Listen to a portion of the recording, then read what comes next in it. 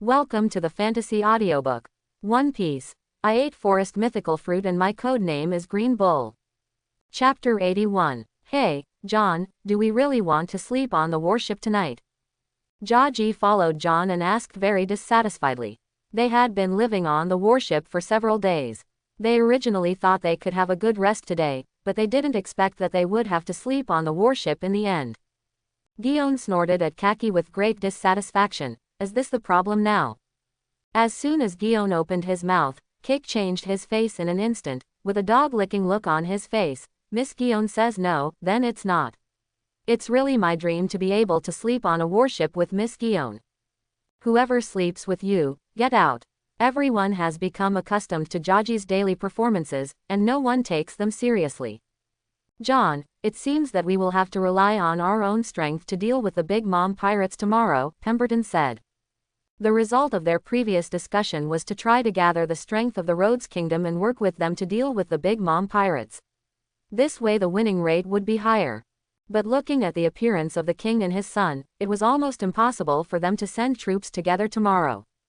It is indeed a trouble, but there is nothing we can do about it. We are all too young and let others look down upon us. John couldn't help but smile bitterly. He knew that the main reason was actually him. After all, besides Guillaume, he was the youngest one. But he is the commander this time. If he is not the leader, King Rhodes may be dissatisfied, but he will definitely not be so desperate. Although age is not always better, it can still have certain advantages under certain circumstances. But no matter what they say about us, we can never give up on this mission.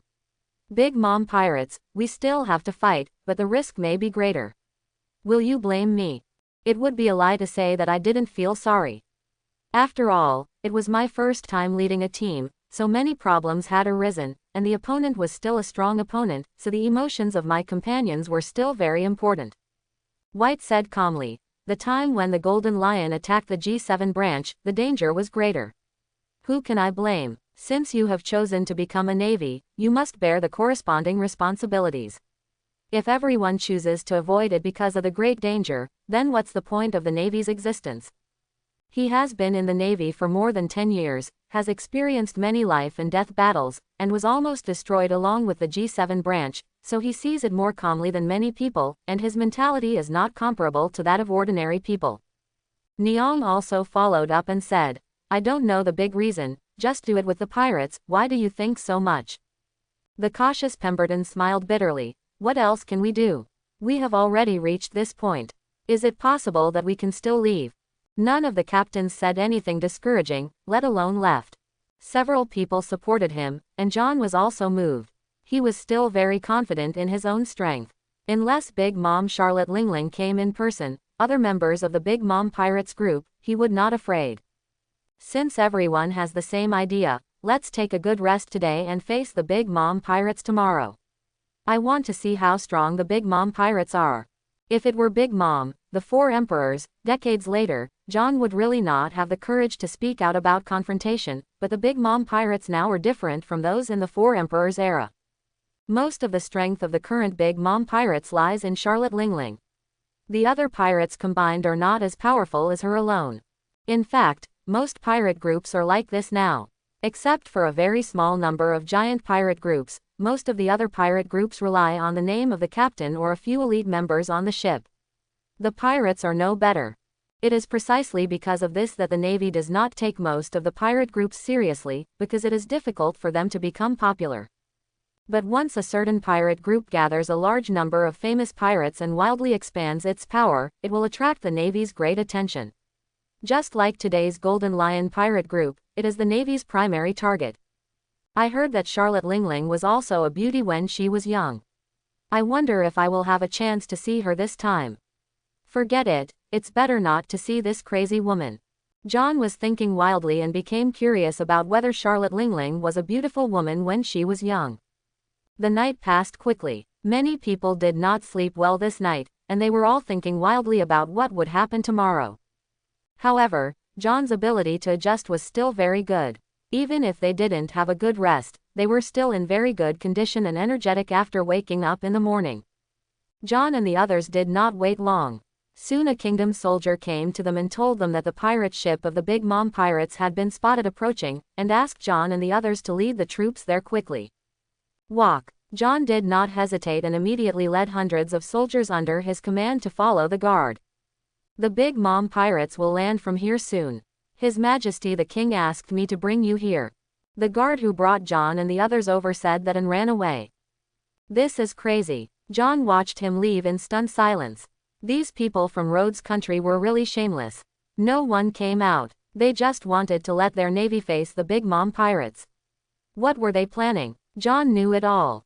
John, a ship is coming, it must be the Big Mom pirates. Without needing to be reminded, John had already discovered it. He sensed the auras of many people with his domineering force, and they were approaching here at an extremely fast speed. Let everyone be prepared, listen to my orders, and take action at any time. A few nautical miles away from the coast, a giant ship was rapidly approaching the coast, with a strange pirate flag floating on the mast of the ship. This pirate flag is a top hat with a pink curly hair and a waving skull wearing lipstick. Big Mom pirates, this pirate flag is the pirate flag of the famous Big Mom pirates in the New World. More than half a month ago, the Big Mom pirates came once. They came for the deserts of Rhodes country and for their mother. In their minds, the king of Rhodes would definitely serve the desert obediently, because they had already inquired that this king was a soft persimmon and would never dare to disobey them. But when they were approaching the coast, the navigator responsible for watching suddenly screamed, "Master Perospero, Master Katakuri, the navy is found on the coast, the navy is found on the coast." The exclamation woke up everyone on the pirate ship. All the pirates quickly gathered on the deck and focused their eyes on the two young men on the deck. The two young men looked young, around 20 years old, but they looked like completely different types. The one on the left is wearing a top hat with many lollipops on the hat. He is about 3 meters tall. He has a slender figure, a long nose, and a long tongue. He is holding a candy cane in his hand, which gives the impression that it's just feminine and cruel. The one on the left is tall, about 5 meters tall, with short amaranth red hair and muscles all over his body. There are pink tattoos on the left arm and left upper body, black gloves on both hands, a thorn ring on the left arm, and a scarf around the neck to cover the mouth. These two people are Charlotte Perospero and Charlotte Katakuri, the eldest and second sons of Big Mom Charlotte Lingling. In addition to the two of them, there are other pirates from the Big Mom pirates, but they are all waiting for orders from these two. Navy. Perospero frowned and his face became even more gloomy. It seems that King Rhodes really went behind our back and asked the Navy for help. We must not let him go. Katakuri crossed his arms and said coldly, "Even the Navy can't stop us. We must bring enough deserts back. Mom is waiting for us. Then kill all these Navy." Although Perospero is the eldest brother, Katakuri is too strong. Even he, the eldest brother, has to admit that his younger brother is too outstanding and his status in the pirate group is higher than him. Katakuri said coldly, "Whoever dares to stop us, we will kill them." Perospero let out a weird and gloomy laugh. "You're right, Mother's dessert is the most important thing. Since the Navy is here to die, then we will help them." Normal pirates would not be so arrogant when they see the Navy, but the Big Mom pirates are different. They are a group of extremely vicious people. Perospero and Katakuri are the sons of Charlotte Lingling. They have high standards and even the Navy will not take them seriously. Rush over and kill them all. Lieutenant Colonel John, the Big Mom pirates are rapidly approaching.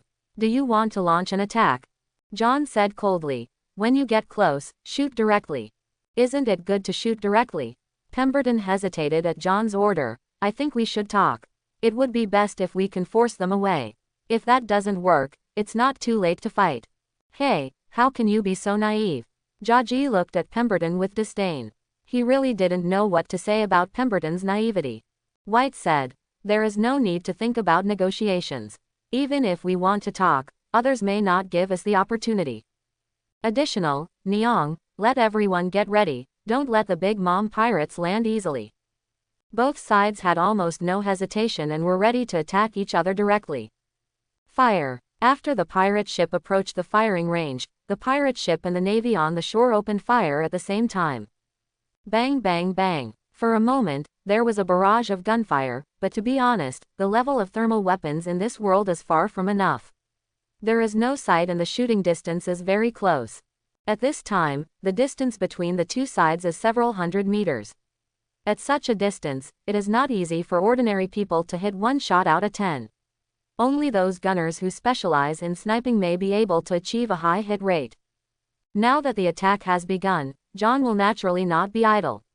He doesn't know how many people from the Big Mom pirates have come, but he can't let them come to the shore. Katakuri stood on the bow deck of the ship, looking at the navy in front of him with disdain on his face. Although he was young, he was arrogant. He was a younger generation and had never met an opponent. Even if he faced the navy, he didn't take it seriously. Suddenly, his expression changed and he suddenly looked down the boat.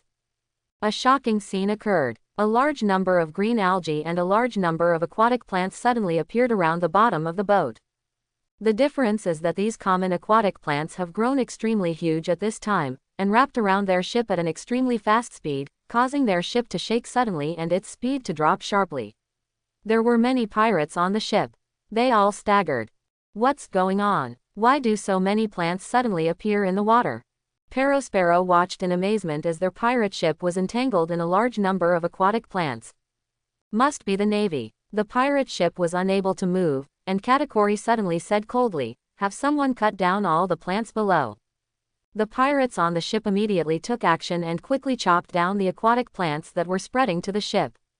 "John, your ability has become stronger again. You can easily control plants on the seabed from such a long distance." Pemberton looked at the pirate ship that was forced to stop and was very surprised. He knew John fairly well and knew some of the characteristics of John's abilities. Now seeing that John didn't do anything, he used aquatic plants to stop the Big Mom pirate's pirate ship. His first reaction was that John's ability has become stronger again. "Is that what you're capable of, Commander John? It's really unexpected." Among the few captains present, only Guion and Pemberton knew what John's ability was. The other three saw John's ability for the first time, and they were all amazed. John said solemnly, "Now is not the time to talk about this. I have already sensed that there are several powerful auras on the other side's ship. They are not weaker than us. It will definitely be a tough battle later. You must be prepared." His domineering power is like a radar. Under his domineering power, few people can hide their powerful life aura. Perhaps the breath of life does not represent strength, but having a strong breath of life means that the opponent will not be weak. Although the plants in the sea controlled the pirate ship for a while, the pirates on the ship quickly took action and quickly removed most of the growing plants. John did not continue to control it. Although he could control and create plant growth from such a long distance, it would consume a lot of money for him. And even if he can control plants, it is impossible to destroy the Big Mom pirates with the plants he controls. From the very beginning, John had no intention of trapping the other party at sea. He just wanted to buy time for himself. After all, his ability on land was definitely more powerful than at sea, at least for now. John suddenly squatted down and put his hands on the ground. In an instant, trees appeared one after another on the originally empty coast, and they grew rapidly. In the blink of an eye, they had grown extremely tall. Hiss! Many Marines took a breath when they saw this scene. In just a few seconds, dozens of huge trees were created. This ability must be too terrifying. Even the genius Jaji and others were shocked by John's ability. Although John also created a big tree in Rhodes Palace before, there was no comparison with the scene before him. After creating dozens of large trees, John stood up and clapped his hands. The preparations were completed and he was waiting for the Big Mom pirates to come ashore. The ships of the Big Mom pirates quickly cleared away the marine plants blocking their way and continued to approach the shore. The shooting from both sides never stopped, and gunshots continued to sound. "Get ready to land." As the pirate ship slowly approached the coast, Katakuri and Perospero immediately issued orders for all pirates to prepare to start landing. Although they knew that the navy must have set up an ambush, they did not back down, but faced the difficulties head-on. "Katakuri, did you see that many trees suddenly appeared on the coast?" "John made so many trees that anyone who is not blind can see them," Perospero said to Katakuri. "It seems that the navy has a person with the ability to control plants. He must have made the plants under the ship just now." Katakuri looked cold and arrogant. What about the ability user? Unless the admiral comes in person, no one can stop me. Although Katakuri is young, he is not weak in strength. If there is a chosen one, he will definitely have a place. Among the powerful Big Mom pirates, Katakuri, who is only 20 years old, is definitely the second most powerful person. He awakened the Overlord Haki early, and possesses the powerful knowledge-colored Haki. Since reaching adulthood, he has never been defeated, and he has developed the belief that he is arrogant and invincible. In Katakuri's eyes, there may be people in the Navy who are stronger than him, but he knows the situation in the New World better now. The Navy is fighting fiercely with the Golden Lion pirates, and it is impossible for the Navy Admiral to come here. As long as he is not a Navy general, he will not be afraid of anyone. At this time, Katakuri was just like the fledgling Straw Hat Luffy. He had not been severely beaten by society, so he did not take the world's heroes seriously. Fire. The pirate ship was not prepared to land just like that. After getting closer to a certain distance, it immediately pointed the ship's cannon at the Navy on the shore. The cannonballs were quickly fired and hit the coast directly. "Don't move, leave it to me," John shouted, and the branches of the big trees he created seemed to be alive, growing rapidly. The cannonballs that hit the shore were all blown away by the branches before they hit the ground, and none fell. Boom, boom, boom. Explosions occurred one after another, but they did not cause any harm to the Navy. The surrounding Navy all looked at John with admiration. They had been following John for a while. In fact, they still looked down upon this young Shangguan. But from just now to now, John's ability has made them clearly realize that this young officer is not at the same level as them, and is much more powerful than they imagined. It seems there are some powerful guys in the Navy. Katakuri on the boat had a cold look in his eyes. Leaving behind a word, he rose into the sky and flew quickly to the coast. Katakuri. Seeing Katakuri leave, Perospero sighed helplessly. His younger brother was too aloof. Even if he was the eldest brother, he couldn't suppress him at all. He could only let Katakuri do whatever he wanted. "Speed up, go ashore, and kill all the Navy." Perospero shouted loudly, and the pirates on the ship all roared with excitement. As pirates, bloody killings are commonplace. Even if the opponent is the Navy, with Katakuri in the lead, they will naturally not back down. Katakuri's speed was extremely fast, and he was not far from the coast. As soon as he flew into the sky, he quickly landed on the edge of the coast. Before Katakuri could fall, several branches swept towards him. Katakuri was unhurried, twisting and moving his body continuously, easily avoiding all attacks. Looking at Katakuri rushing towards him at a rapid speed, John raised his eyebrows.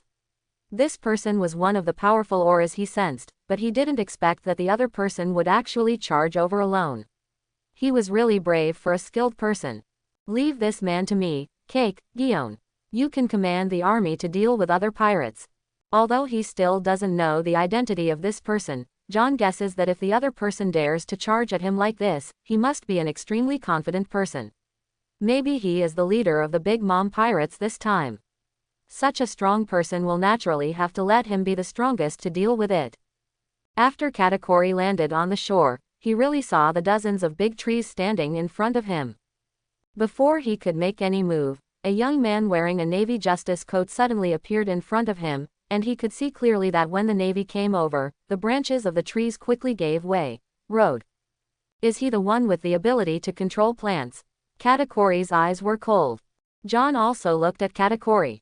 When he saw Katakuri's dress clearly, he was also stunned, because he was really familiar with it.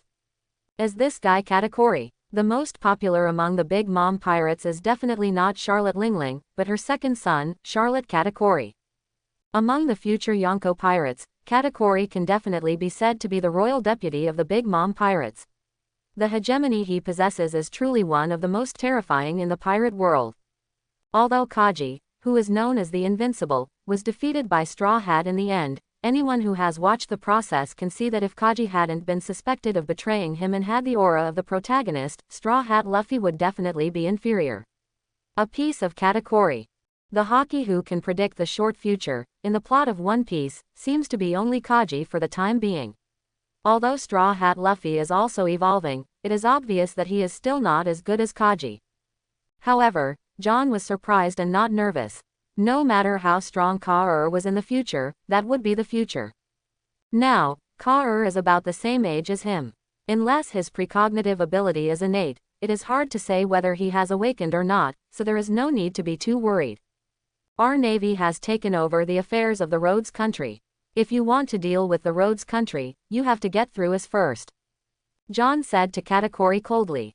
Through his domineering perception, he already knew that Charlotte Lingling was not here. In this case, there was no need to be so cautious and warned Katakuri. Half of Katakuri's face was covered by a scarf, so his expression couldn't be seen. No one can disobey Mother's orders. Navy, give you a chance to get out, otherwise, you will die. John smiled coldly. It seems that we can't reach an agreement. If that's the case, let's fight. If you want to die, I will make it happen for you. Katakuri's face was stern, and his tone did not waver. As he spoke, a terrifying domineering force suddenly burst out from his body, sweeping across the entire coast in an instant, and all the Navy was enveloped by his domineering force. No, the moment Katakuri released his domineering aura, John's expression suddenly changed. He felt a pressure. Although it had no effect on him, it was different for the ordinary Navy soldiers under his command. Glancing around, he was surprised to find that among the many soldiers shrouded in domineering energy, only a few rolled their eyes and fell down, while most of the remaining soldiers were still standing. Although some people looked frightened, they did not fall down, which meant that they had withstood the shock of the Overlord domineering aura. Overlord and domineering. John looked very unhappy. The practicality of the Overlord color domineering may not be the strongest among the three colors of domineering, but the strength is definitely the highest. Everyone who possesses the Overlord color domineering is a momentary hero. He has met people with Overlord domineering energy more than once, but today, it was the first time for him to experience Overlord domineering energy. This is a kind of breathtaking power and aura. People with weak minds can easily be stunned by the domineering aura. The talent of Overlord color and domineering energy is usually awakened at a young age. John naturally longs for this talent, but so far, this talent has not been awakened, so he has no hope. This kind of domineering power had no suppressive power on him, but of course he was very unhappy when he saw Katakuri knocking out many of his subordinates with his domineering power. Fingergun. An air bullet was shot from John's finger, faster than a bullet, and arrived in front of Katakuri in an instant. The domineering Katakuri easily avoided the flying finger gun, but he didn't know that John's flying finger gun was different from other people's flying finger guns. The air bomb suddenly exploded, and a green seed appeared in the center. The seed quickly changed and turned into bamboo. The bamboo was like a hedgehog exploding thorns, with many bamboo thorns branching out. Katakuri, who did not expect this blow at all, was stabbed in several parts of his body by the forked bamboo thorns, and blood flowed out along the bamboo thorns. One blow successfully injured Katakuri, but John didn't show any excitement, he just breathed a sigh of relief. It seems that his hegemonic power of knowledge has not reached the level where he can predict the future. This way, it will be much easier to deal with. The flying finger spear cutting technique just now was just to test Katakuri's domineering stage. Since the bamboo thorn can stab Katakuri, it means that Katakuri's power of knowledge has not reached the level of predicting the future as shown in the plot. Without the knowledge color hockey that can predict the future, even if Katakuri is strong, John can still deal with it with confidence. In addition to predicting the future, his knowledge color hockey is definitely stronger than Katakuri. After being stabbed by a blow, Katakuri's face became extremely gloomy. He had never been defeated since he was a child. He had never been injured by someone, let alone a naval officer who looked about the same age as him. I am going to kill you. Most people must be angry when they say these words, but Katakuri did not show any anger at all, and spoke as if it were a matter of course. Willow cake. Katakuri used his ability to split his legs into countless legs, and then launched them all to kick John.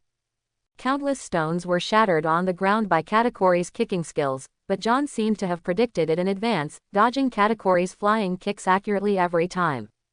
Katakuri was not in a hurry and continued to use his abilities to attack. In fact, his ability is somewhat similar to Luffy's. Both can be stretched, but Luffy stretches his own body, while Katakuri uses the Nuo fruit to create body parts to attack. Of course, John couldn't just dodge. As he moved to dodge, the surrounding trees spread out their branches, like countless tentacles, attacking Katakuri. Among the countless branches, there are still many branches whose tips are covered with armed haki. If Katakuri is hit, even if Katakuri is an Esper, he will not be able to take advantage of it. While John and Katakuri were fighting, a fierce battle also broke out on the coast. With the suppression of artillery fire, the pirate ship quickly rushed to the coast. A large number of pirates rushed to the shore. Naturally, the navy was not afraid. They also showed their weapons and rushed towards the pirates. A fight broke out between the two sides. John and the others only brought 800 troops this time. Fortunately, there were not many members of the Big Mom pirates, but once the two sides came into contact, the momentum that broke out was extremely amazing. Kill. The navy and the pirates are enemies. Enemies are extremely jealous when they meet. Neither side will show any mercy. They will launch the strongest offensive and will definitely kill the other party. Kaji Pemberton and others also met the pirate cadres of the Big Mom pirates. No one could stay idle.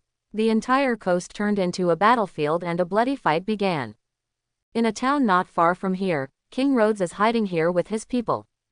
They did not dare to help the navy deal with the Big Mom pirates, but they paid special attention to this battle because it was a battle that could determine the fate of their country.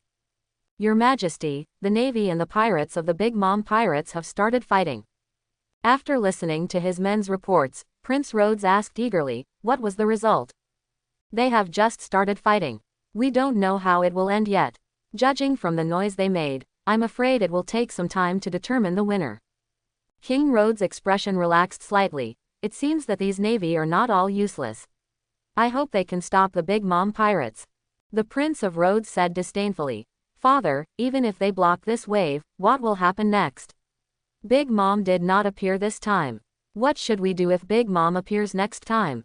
Quote. King Rhodes's face suddenly turned gloomy. This was what he was worried about. Unless the Big Mom pirates were destroyed, they would never be safe. In the final analysis, the navy is still unreliable. The new world is getting more and more chaotic. They are not enough to protect us. I am going to contact the 5 old stars and ask them to send people to support us. Although the Rhodes country is not a big country, it is still a country that has paid a lot of heavenly gold. They are still qualified to contact the 5 old stars. The previous request for help from the navy was also the result of their contact with the 5 old stars. It's just that he didn't expect that the navy would be so unreliable and only sent such a lineup. Isn't this putting their country on a hot plate to roast? Your Majesty, are we waiting like this? If we don't help, it will lead to the destruction of these navies, and we will not be able to explain the navy. His ministers said to King Rhodes with some worry. The Prince of Rhodes said coldly, whatever they do, they are overestimating their capabilities, but they cannot drag us down. These selfish words made many people frown secretly. Although the navy did not send out a strong lineup, their behavior was not glorious. They asked others to help, but they couldn't get out. But no one said anything. In the Kingdom of Rhodes, the Rhodes royal family was the most powerful person, and the people below did not dare to speak out against it. The most bizarre battle is the duel between John and Katakuri. The moves of these two people can cause great commotion every time, but the problem is that they can't hit each other every time. They fought back and forth for several minutes. Except for John's first attack, which hit Katakuri, the rest of the attacks, even if they were whipping with airtight branches, did not hit Katakuri, but the branches. Many were cut off. In contrast, Katakuri's shocking attacks were also unable to hit John. They were easily avoided by John every time, as if he had predicted them in advance. The duel between two strong men with powerful knowledge and domineering energy is so erratic and weird. After fighting for several minutes, neither John nor Katakuri hurt each other, which made both of them look solemn. Both of them are masters of Kenwen's haki. Only those who are good at Kenwen's haki can better understand the power of Kenwen's haki. This kind of haki is not as powerful and domineering as the Overlord haki, nor is it as full of attack and defense as the armed haki. However, the role played by the knowledge haki in battle is definitely not worse than the armed haki, and it will only be more powerful. It's just that the duel between strong men like John and Katakuri, who are both good at seeing, hearing, and domineering, makes people speechless. The operation was as fierce as a tiger, but the result was that the air was knocked out, which made John and Katakuri feel helpless. John used his hockey to sense the fighting around him and found that many Navy soldiers were injured or even died in the battle, which made his face suddenly become extremely cold. It was his first time to lead troops in battle. Naturally, John didn't want his men to suffer heavy losses, so he had no intention of spending time like this with Katakuri, and immediately prepared to take action. Katakuri actually had the same idea as John. He originally thought that a naval officer could be easily solved, but he didn't expect that the other party would be so difficult to deal with. He has never seen anyone who is better than him in terms of seeing, hearing, and seeing domineering. The naval officer in front of him is obviously more domineering than him, which makes him even more afraid. However, his strength is not just about seeing, hearing, color and domineering, he has also developed physical skills and fruit abilities to a certain extent. Katakuri's right wrist suddenly flicked, and a trident several meters long appeared out of thin air and was held in his hand. This trident is Katakuri's weapon. It is usually hidden in his wrist and will only be used when encountering a strong enemy. Katakuri has regarded John as a strong enemy and is ready to use all his strength to defeat John, so naturally he will not hide anything anymore. Katakuri was just about to take action when his expression suddenly changed and he looked at the big trees next to him. Under his shocked eyes, one of the big trees trembled violently, and the green leaves on its branches quickly retracted and dissipated, and finally turned into an extremely huge wooden giant. Bakudo. Katakuri's cold face also became shocked. That's right, what Katakuri saw was a wooden man, a large wooden man transformed from a big tree. The big tree that was originally rooted in the ground had now completely risen from the ground. The roots turned into 2 legs, the branches gathered into arms, and the top quickly grew in size, turning into a huge head. The eyes, mouth, nose, and even the body were really like human beings. The art of the wooden man. John's face was expressionless and he slowly said a few words. This was his technique to imitate the Senju Hashirama wood release. The difference was that he didn't need to form seals and used his abilities directly to perform it. In fact, he had been pondering this move for 2 or 3 years, but had never succeeded. Finally, he learned how to return life, and was able to use this move initially. Now, he can perform this move easily. A wooden man of more than 10 meters is not John's limit, but because he has made a big tree of this height before, and transformed the tree directly into a wooden man, saving time and effort, he did not make a bigger wooden man. After the wooden man successfully transformed, he suddenly opened his eyes. It actually had eyes like humans, but its eyes were green. With a huge size, a thick body, and a ferocious face, the wooden man immediately launched an attack on Katakuri under John's control. Boom! The huge fist came down with a crash, and even though Katakuri reacted quickly, he had to narrowly avoid the blow. How is it possible? It's as flexible as a human being. Katakuri kept dodging the bombardment of the wooden man. He was shocked to find that this huge wooden man was not only flexible, but also powerful. Every bombardment could smash a deep hole into the ground. If he was hit, if so, it will definitely not be a good thing. This is the first time Katakuri has encountered a devil fruit related to plants. In his opinion, plants have no power, but now, he no longer thinks this way. What the hell do you mean they have no power? Although he was shocked, Katakuri did not panic. His opponent's ability was very powerful, but it was not to the extent that it frightened him. With a flick of his wrist, he stabbed the trident hard at the wooden man. PFF'd. Bakudo's fist struck down again, and Katakuri's trident thrust out very accurately, hitting Bakudo's fist. Although the wooden man is nearly 20 meters tall, Katakuri is not short either. At nearly 5 meters tall, he is about a quarter of the height of the wooden man. Not only did his trident pierce the wooden man's fist, it even blocked the impact of the wooden man. Katakuri held the trident in one hand and held the wooden man firmly against it. His eyes were cold. It seems that it is nothing more than that. That contemptuous tone made John couldn't help but frown. You are quite arrogant. John naturally knows the best about his wooden man. It is very big and powerful, but there is one problem that cannot be changed. That is, the material of the big tree used to make the wooden man is really average. Although such a wooden man cannot be said to be strong on the outside but capable on the inside, if he encounters an opponent with super strong physical skills, unless John spares no effort to arm himself with armaments and domineering, otherwise, he will indeed not be able to withstand the bombardment of the strong. John himself was not surprised, but he was unhappy with Katakori's tone, which sounded like his Bakudo was too bad. If you hadn't been able to control the harder trees better now, wouldn't it be your turn to be arrogant? It's not that John can't make harder trees, but the trees with better materials are more laborious to control, and condensing them into wooden figures consumes more energy and time. He can't control them perfectly now. If one thing can't help you, I'll give you more. With a flash of light in his eyes, John used his power again, and saw that the big trees around him changed at the same time, just like the previous big tree that turned into a wooden man. The roots turned into 2 legs, the branches gathered into arms, and the top quickly grew in size and turned into a huge head. Katakori, who was still very arrogant at first, was shocked when he saw this scene and exclaimed, "Impossible." The wooden figures appeared one after another, just like the previous wooden figures. They were about 20 meters tall. Including the first one, there were a total of 20 wooden figures, arranged neatly. More than a dozen wooden figures opened their eyes at the same time, and they were also green eyes. The moment they opened their eyes, the wooden figures came to life. 20 identical wooden figures were like 20 twins. Even the calm Katakori was horrified. "Call," John breathed out slowly. "Now, is it still just like this?" He used the life return to the maximum and created 20 wooden figures that he could control at the same time. This was the limit of his ability.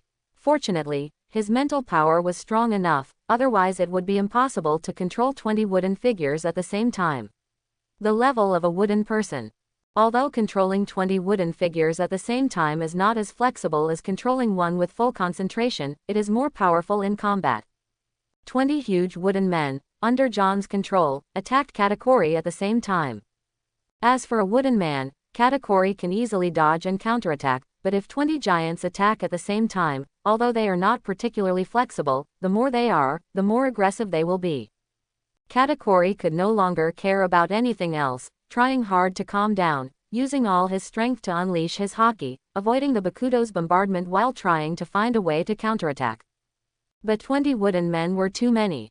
Even if Katakori had strong domineering power and tried his best to avoid the huge wooden men by spinning around, he would still inevitably be hit by the wooden men sometimes.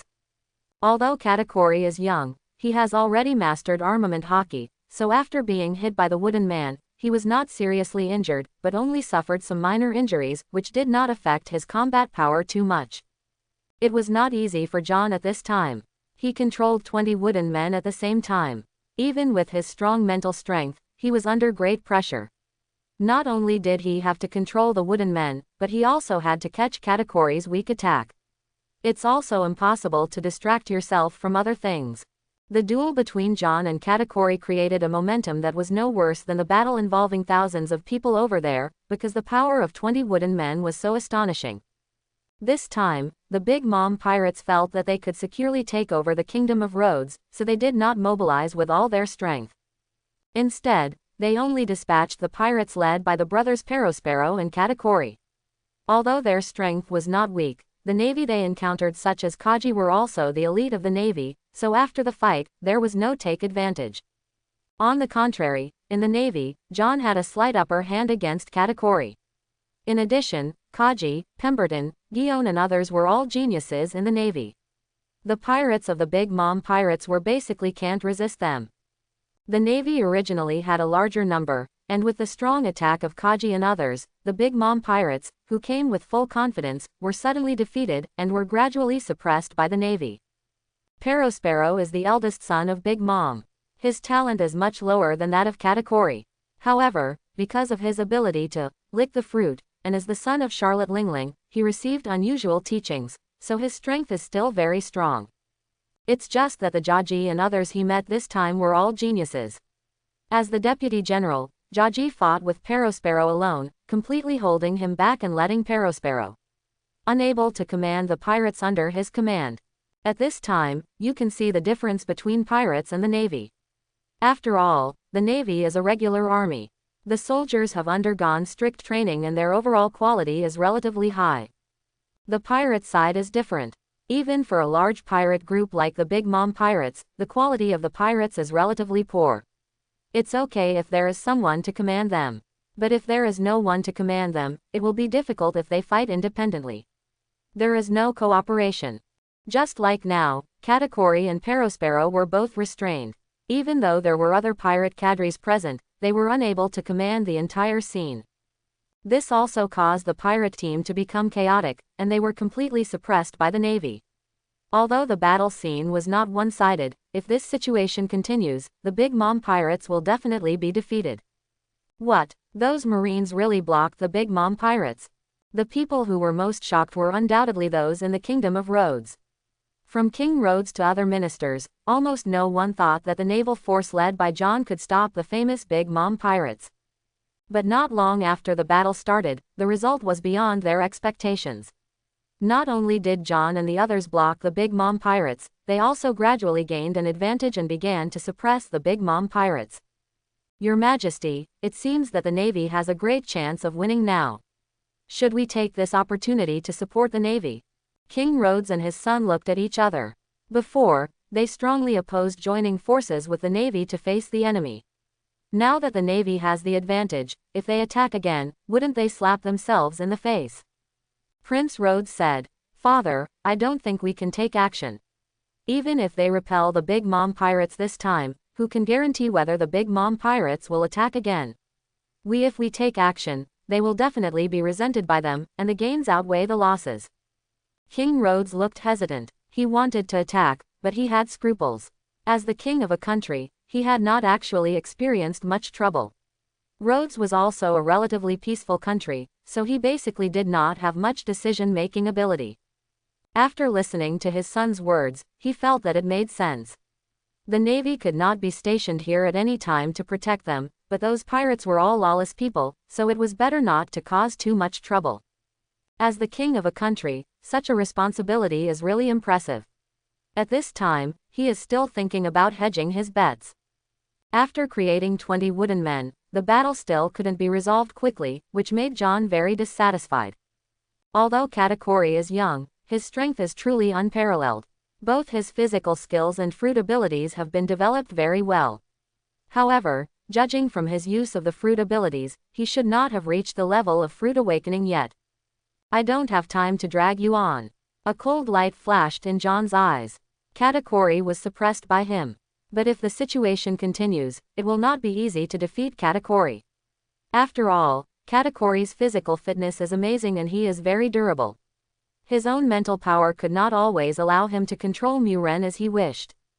So, it's time to use your ultimate trick. Faced with the attack of 20 wooden figures, Katakuri was indeed beaten badly at the beginning, but he did resist the beating. He was hit many times, but he did not fall. Instead, he gradually adapted to the bombardment of wooden men. Limited by its material, the wooden man could hardly directly break through the defense of armament hockey and destroy Katakuri's internal organs. What's even more amazing is that Katakuri is indeed a genius.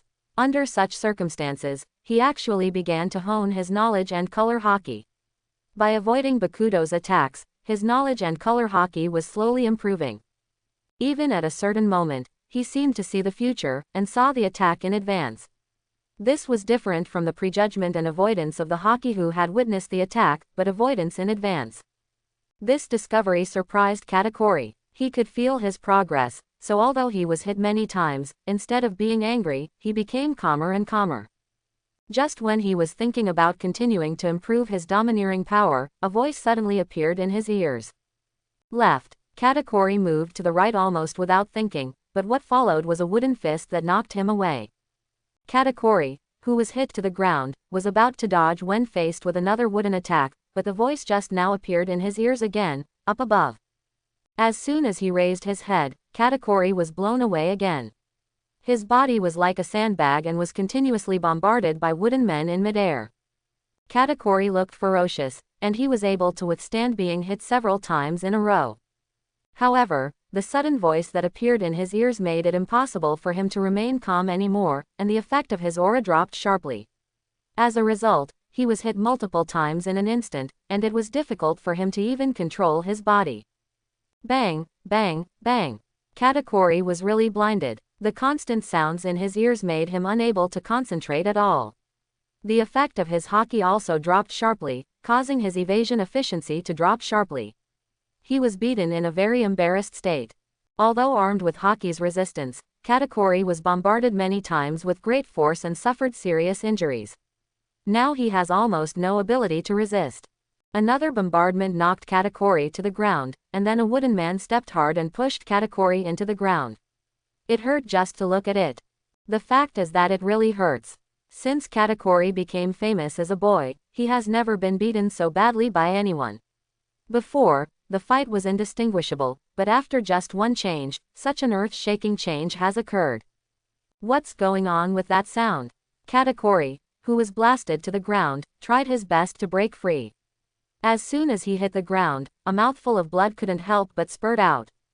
There was a look of shock in his pupils, and he looked at John behind the wooden man in disbelief.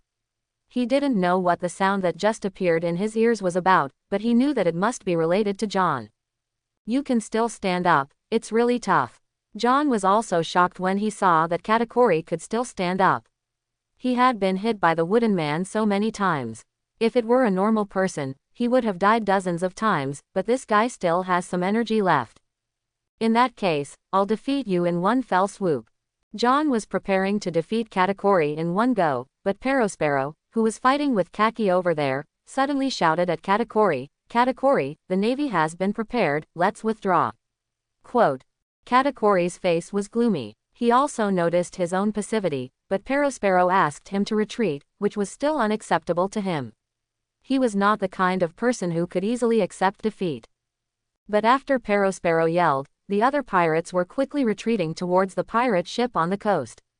If he didn't leave, he would have to face the navy alone. Quote. Despite Katakuri's temper, he couldn't help but curse in his heart, but he could also clearly distinguish the situation. The situation in front of them was indeed very unfavorable to them. They underestimated these navies so much that they were caught off guard. Even though he was unwilling to do so, Katakuri could only turn around and leave, but before turning around, he looked at John deeply, as if he wanted to remember John forever. The retreat of the Big Mom pirates was very sudden. Although the navy also followed them to attack, because the pirates were close to the coast and they had pirate ships, they retreated very quickly. Then he launched the pirate ship and sailed away from the coast. Lieutenant Colonel John, the pirates have retreated, should we pursue them? Seeing that all the pirates who were still alive had already boarded the boat and left, Jaji and others came to John's side, and Nyong even asked John. John shook his head, our warship hasn't come here yet. Even if we want to catch up, we can't catch up. Of course, he also wanted to keep all these pirates, but he also knew that it was unrealistic.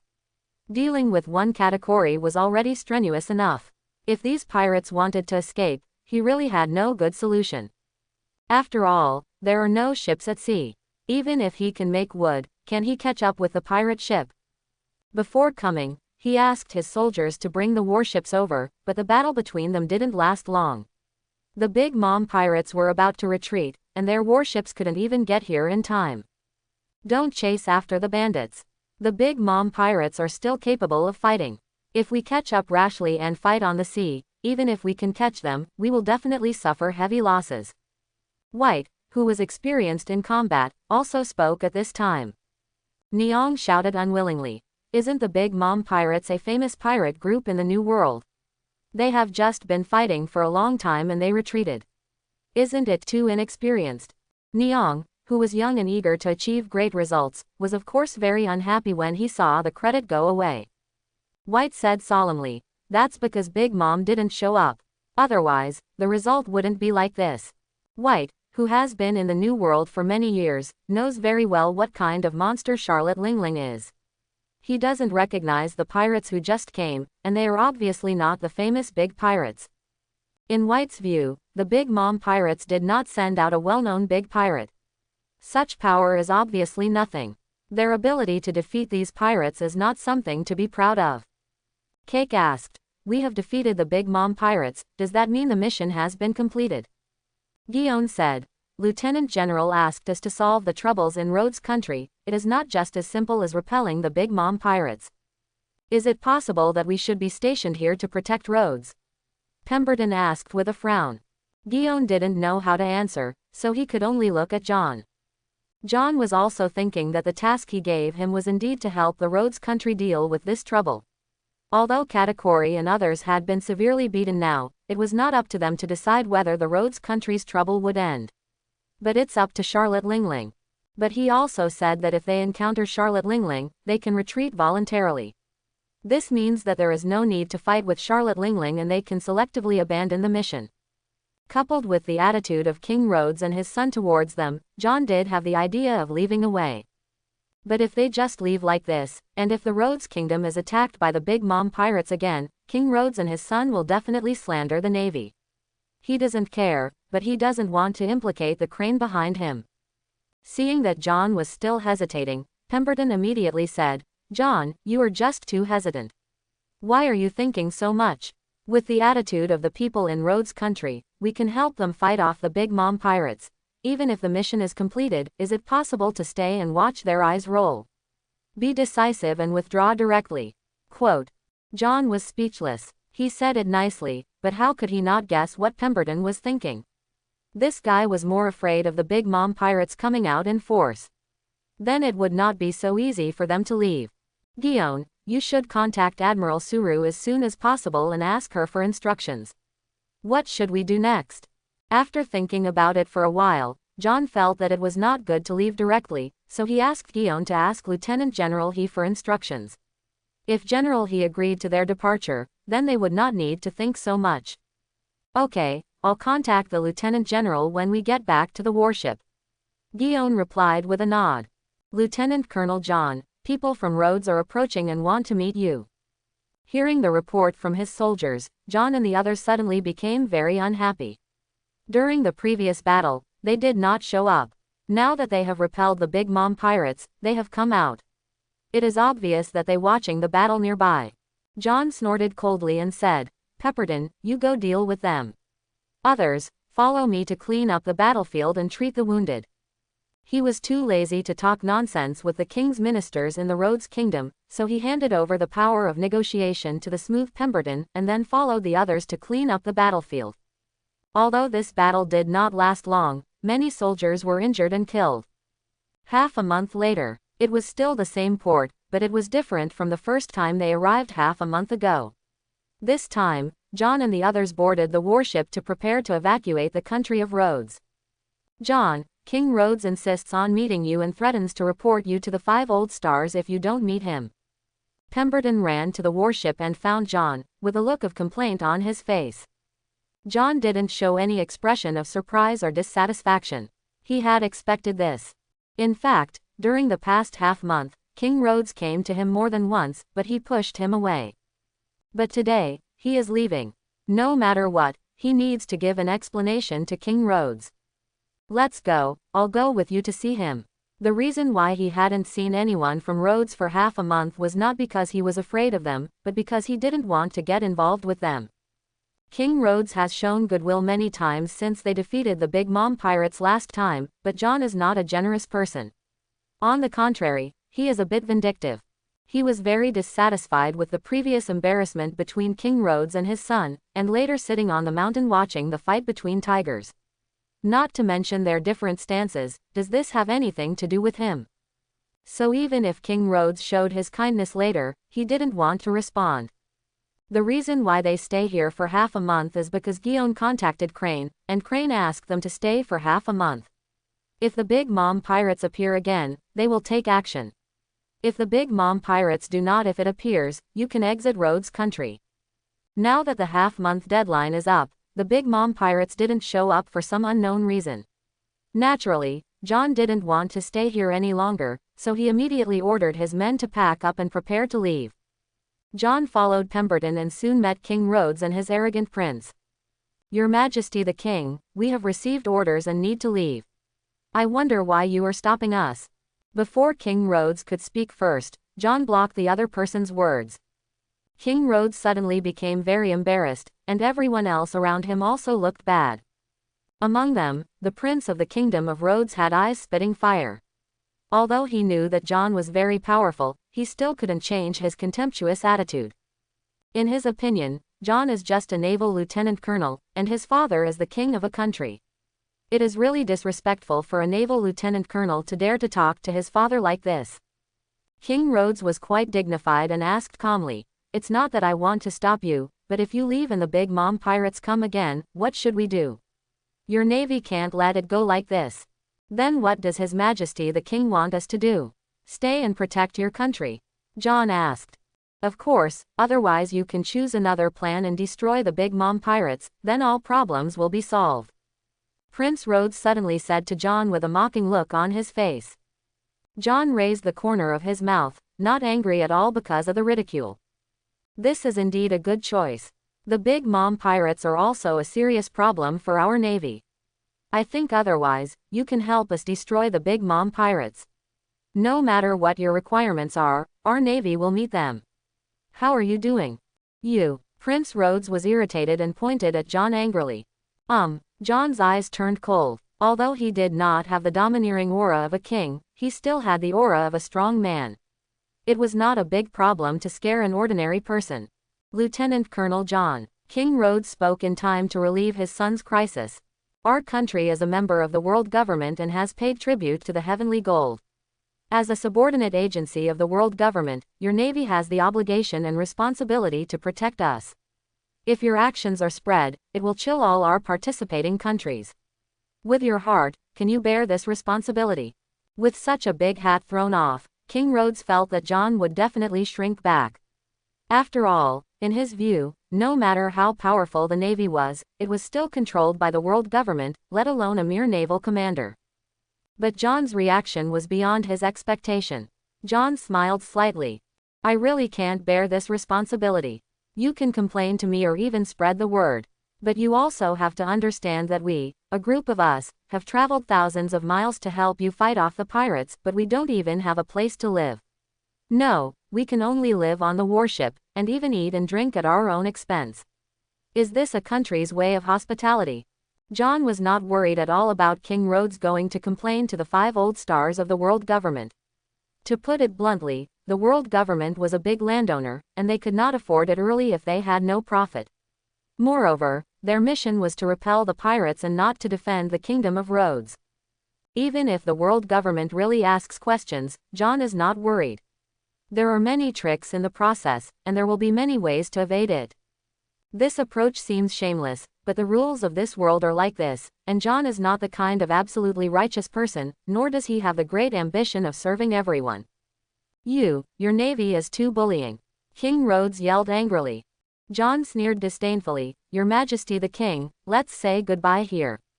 After saying that, he no longer cared about King Rhodes, whose face was extremely gloomy, and left with Pemberton and others. "The navy, I must file a complaint with Wulaushing. I will never let him have an easy time." After John and the others left, King Rhodes roared at the top of his lungs. "John, if you do this, you will offend them to death." On the warship, Pemberton said to John with some worry. After all, he is the king of a country and a member of the world government. He still has energy. If the 5 old stars are really angered, a lieutenant colonel like John can't do it at all. Unable to stop the rage, John replied calmly, "Don't worry, it's nothing serious. We are also acting in accordance with the mission and within the rules. Unless it is a celestial dragon, even the 5 old stars will not break the rules easily. It's true that the Navy is a subordinate organization of the world government, but it also holds a high position of power. It's true that he is a lieutenant colonel, but there are people standing behind him. A big shot like Wulaushing will definitely not specifically target him as a lieutenant colonel." Pemberton was helpless. "You guys are really optimistic. I know General he will protect you, but the world government is not as simple as you think. You'd better pay attention." He has been friends with John for many years, and he considers John from the bottom of his heart. John smiled casually. "It's not that I'm optimistic, but it's really not as bad as you think. Even if something happens, it won't be life-threatening. At worst, I will be demoted to the world. That's not good for me. It's not a bad thing, maybe I can have more fun there than I do now. It's up to you. I think you'll definitely suffer a big loss in the future." Pemberton felt that John would not listen to his advice, knowing that John would never bow his head, and was helpless. He felt that with a character like John's, he might suffer big losses in the future. Finally got out of that shitty place. Jaji lay facelessly on the deck, complaining loudly. After staying in the country of roads for more than 10 days, not only John was impatient, but everyone else was also very unhappy, because their life these days actually required them to pay for it themselves, and they had to sleep on a warship every day. Who could bear it? What's even worse is that the desserts in Rhodes are really unique. Many people are so obsessed with them that they spend a lot of money to buy them. Just like Jaji, he ate the most and spent the most Baileys, hence the current complaint. John, should we go back to the G1 branch directly, or are there any other tasks? Hearing Jaji's question, John replied, the Lieutenant General didn't give us any tasks, but he didn't limit the time we could go back. What do you think? Jaji chuckled and said, I have spent most of my savings these days. I have to find a way to earn it back. Let's go catch the pirates. When Neong heard this, he immediately became energetic. Catch pirates, okay, I agree. In the previous battle in the Rhodes Kingdom, he was not happy and was holding a breath in his heart. Now that he heard Jaji's suggestion, of course he raised his hands in agreement. Some people agreed, and naturally some people opposed it. Pemberton, who was as cautious as a dog, jumped out to oppose it immediately. I don't think it's appropriate. This is a new world. Unlike the first half of the Grand Line, many of the pirates here are monster level. Our strength is limited, so it's better not to take risks. I said, Pemberton, can you stop being so decadent? Jaji was very dissatisfied with Pemberton's opposition. The Navy wants to kill pirates, so why should we stay at the base and sleep every day? Pemberton snorted. Killing pirates also requires strategy. Acting recklessly if you don't understand the situation is stupid. How do you know that I don't talk about strategy? There are many monsters in the New World, but most of them are ordinary pirates. We can avoid those powerful pirate groups and conquer the weaker ones. Are they just standing there and letting you choose? If it was really that easy, the Warring States General and the others would have wiped out the pirates long ago and wouldn't have waited for you to conquer them. I said you have to fight me, right? I'm just stopping you from dying. Jaji and Pemberton just started fighting. Jaji was originally lying down, but now he stood up in anger, staring at each other face to face with Pemberton. Although Jaji is the Deputy General this time, Pemberton was brought by John and is not lower than him in military rank, so he does not look down upon him at all. John looked at the two people quite speechlessly. He, the boss, hadn't spoken yet, but the two people were talking about it. But before he could persuade him, Jaji and Pemberton suddenly turned their heads and looked at him. John, tell me. Well, seeing that the two people were targeting him, John felt embarrassed and could only think of a temporary solution. How about this? How about we change a route back to the G1 branch base? If we encounter pirates on the way, we will take action. If we don't encounter pirates, we will go all the way back to the G1 branch. So, Jaji and Pemberton frowned at first, but soon relaxed and agreed one after another, that's it. The two people have almost similar thoughts. One thinks that if the journey is so long, he will definitely encounter pirates. The other thinks that the distance is so long, and his luck is not that bad, and he will always encounter pirates. Seeing that these two people no longer support each other, John felt quite emotional. The boss is not that easy to be. If he is a dictatorial general, there is nothing to say. But if he cannot be dictatorial, then he has to consider everyone's opinions, and it is not that easy. John, is it inappropriate to change the route like this? In that case, even if we have a permanent pointer, we may still take a long detour. Guion asked John. She was more concerned about safety issues. Let's go around a little bit. We're not in a hurry anyway, and the branch base won't be short of a few of us for the time being. John didn't care about the detour. They had a permanent pointer. Even if it was a detour, they would be able to accurately locate the G1 branch base in the end. It was just a matter of time and should be considered an experience. John, the commander-in-chief, made a decision, and no one else would object, so the warship began to change its course. In the blink of an eye, it had been 2 days since John and the others changed their course. These 2 days had been unexpectedly peaceful, and they had not encountered a single pirate. Are all the pirates in the New World dead? Why can't I meet any of them? What's going on? Some people are happy that they haven't met any pirates, while others are worried about it. The worry is that Gia is just waiting to catch pirates and get his wages. But now he hasn't met any pirates. You can imagine the depression in his heart. Pemberton was secretly happy. He cared more about his own safety than making money. He didn't encounter pirates, which was exactly what he wanted. John, what's wrong with you? Guillaume noticed that John's expression looked strange when he was standing at the bow of the boat. He walked next to him and asked doubtfully. Call. John exhaled and said with a strange expression, I don't know what's going on. From the beginning, I suddenly felt a palpitation in my heart, as if something bad was about to happen. Bad things. Guillaume was even more surprised. She glanced around. The sea was calm and the sky was blue. There were no enemy ships or bad weather. How could something bad happen? Did you not get enough rest? John shook his head with a heavy expression. If he were in a world without supernatural beings, he would definitely not think too much. But in the pirate world, he suddenly felt like this. He felt that it was not just a random thought, but a premonition. Guillaume, I would like to remind everyone to be careful when sailing the ship of 10,000 years.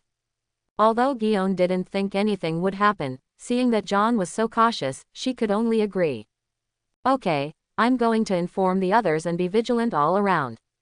After Guillaume left, John murmured to himself, I don't know if this should be the sixth sense, or if it belongs to the scope of hockey of seeing and hearing. Hockey of seeing and hearing can predict the future. I don't know what it is like. He has awakened the hockey of knowledge and knowledge since he was a child, and he was born with it. However, it was only a few years ago that he discovered that his hockey of knowledge and color also had special abilities. It was the ability he showed when he fought Katakuri before. A very strange ability is that John can speak directly into the other person's ear without making a sound, and others cannot hear it, just like a voice ringing in his head. Katakuri was distracted by John's ability, so he lost control and was defeated by John.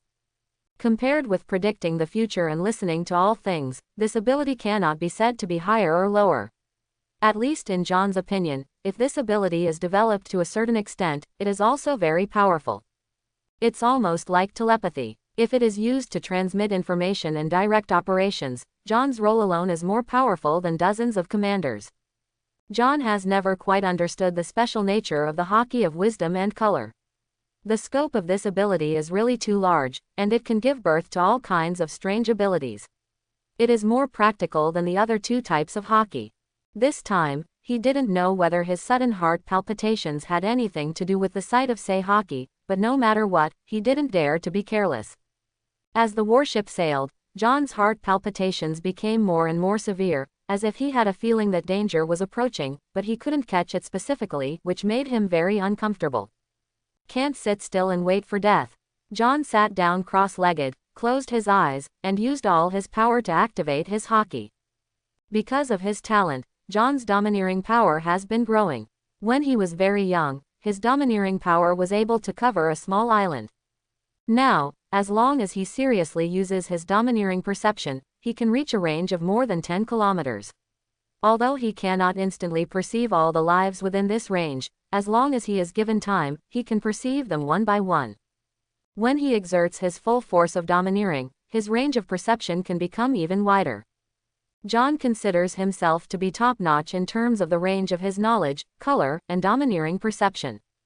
Like Fujitora Ichimi in the anime, he is also very domineering and can sense meteorites in outer space.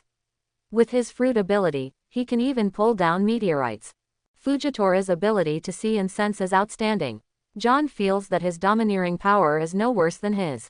If combined with his abilities, he can also sense a specific plant hundreds of kilometers away. As his strength increases, the range will increase, can continue to expand. The domineering energy was like a radar, centered on John, spreading out and sensing everything on the sea. After a moment, John's expression changed drastically and he suddenly opened his eyes. Not good. Additional plan, Zuyuan. John stood up quickly and yelled the names of several others. Jaji and others were startled when they heard John's roar and ran over quickly. John, what's wrong? Seeing John's bad expression, several others also felt uneasy. John said solemnly, we are in big trouble.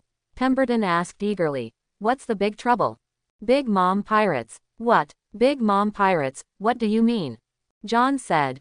Just now, I used the hockey sense of seeing and hearing, and found that there are many powerful auras not very far away from us, including the person from the Big Mom pirates who I fought against before, but the one that impressed me the most. What's frightening is that the aura of one of them is so powerful that it makes my heart palpitate.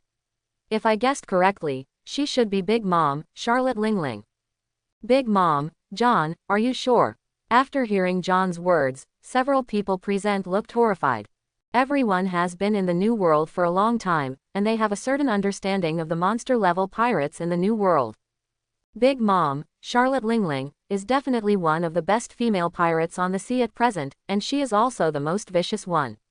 She is a monster in the true sense. Even Admiral Sengoku and others can't do anything to her.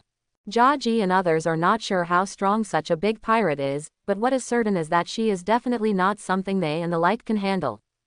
Ah, it's certain, John replied. White suddenly asked, Lieutenant Colonel John, how far away is the Big Mom pirates from us now? John calculated in his mind and replied, according to my calculation, it is about 10 nautical miles. White said, more than 10 nautical miles. This distance is not too close. With the speed of our warships, we have every chance to get rid of them. Bring out the chart, John ordered Pemberton, and Pemberton quickly took out the sea map.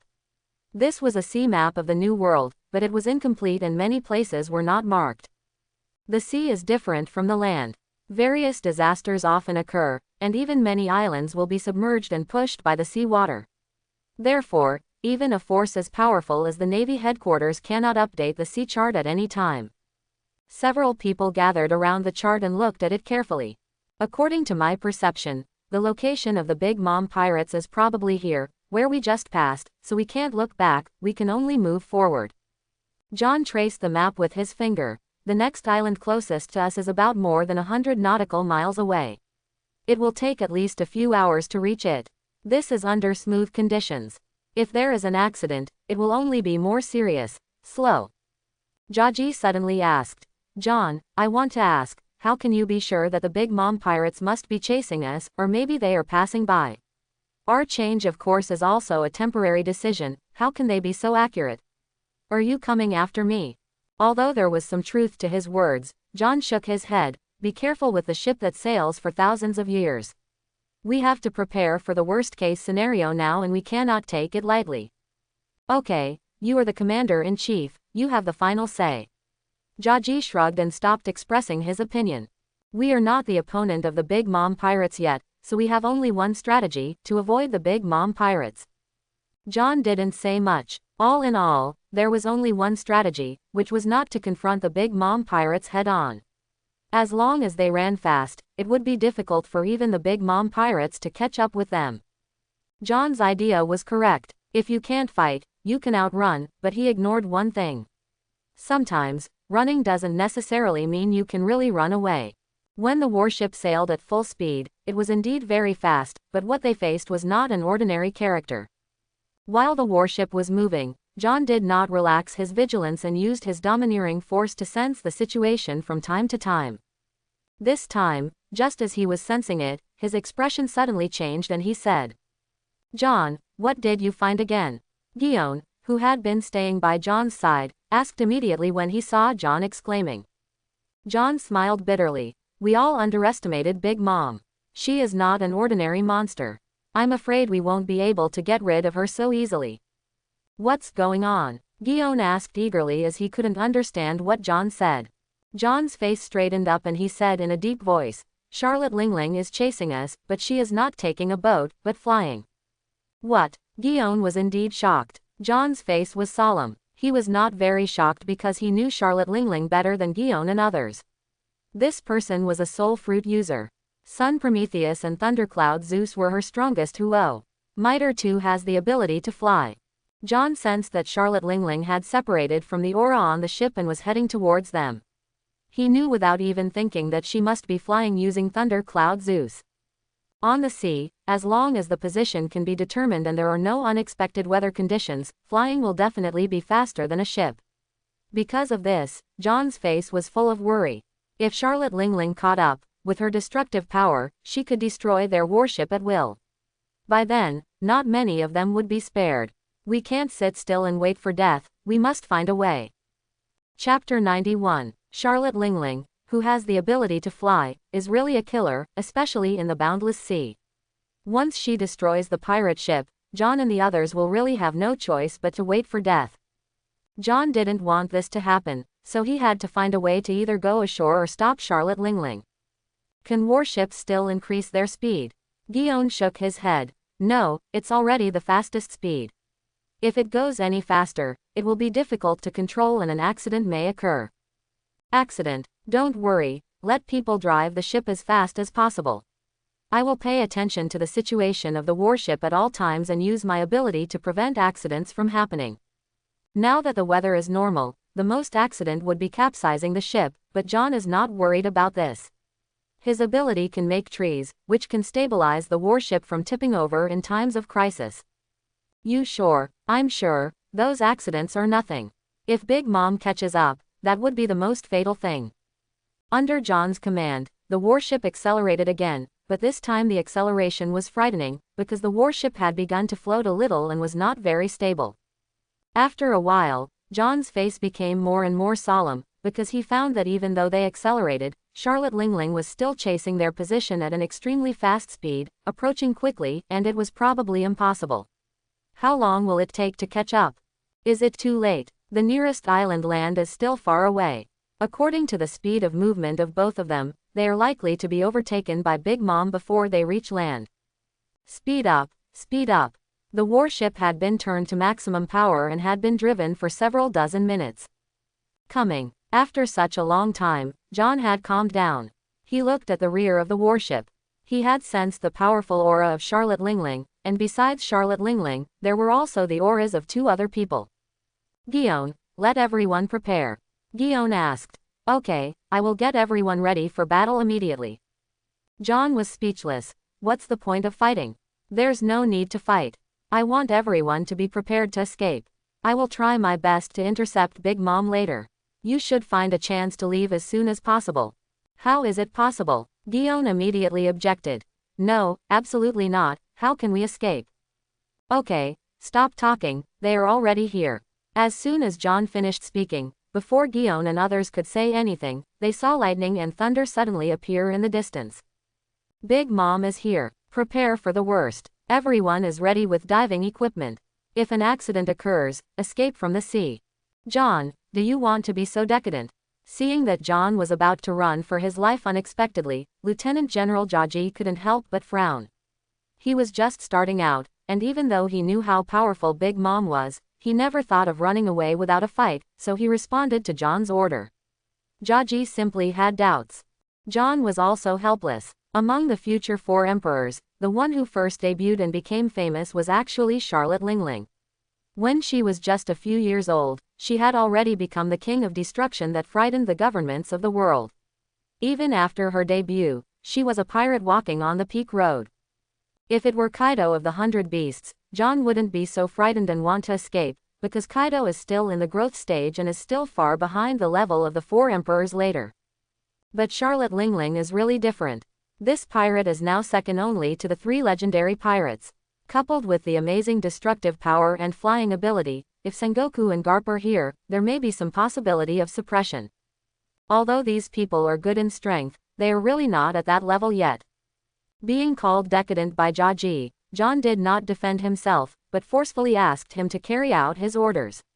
Now was not the time to explain, and the most important thing was to keep his men alive. Lieutenant Colonel John, enemy found, enemy found.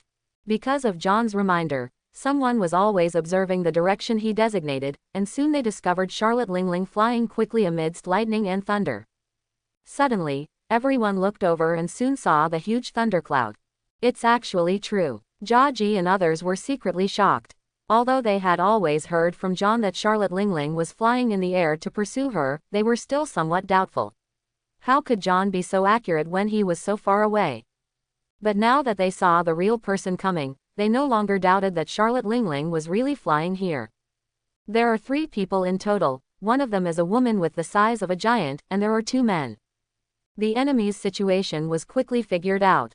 In addition to Charlotte Lingling, there were also Katakuri and Perospero. How far is it to land? John asked. At least 20 minutes. John nodded and said, we can only persist, but we must also be prepared. In fact, few people can prepare for Charlotte Lingling's flight. That is to say, John has amazing knowledge and domineering power, so he can start to consider it so early. Charlotte Lingling, who was already close at hand, did not think as much as John did. After getting close, she launched an attack brazenly. Wei Guo. At this time, Charlotte Lingling was still almost 40 years old, but her body shape had already developed horizontally, turning into a fat female giant, and her face had become extremely ferocious. Behind her were Katakuri and Perospero. That is, Charlotte Lingling was in her right mind at this time, otherwise if she was crazy, even her son would not dare to stand so close. After Charlotte Lingling discovered the warship, she didn't hesitate at all. She took off the bicorn hat she was wearing and turned it into a huge giant sword. This was one of her strongest homets. Even though she was still some distance away from the warship, Charlotte Lingling raised her bicorn hat Napoleon and struck it down with a decisive blow. As the sword slashed down, a huge and terrifying sword energy instantly struck in the direction of the warship. Enemy attack. Howls suddenly sounded on the warship.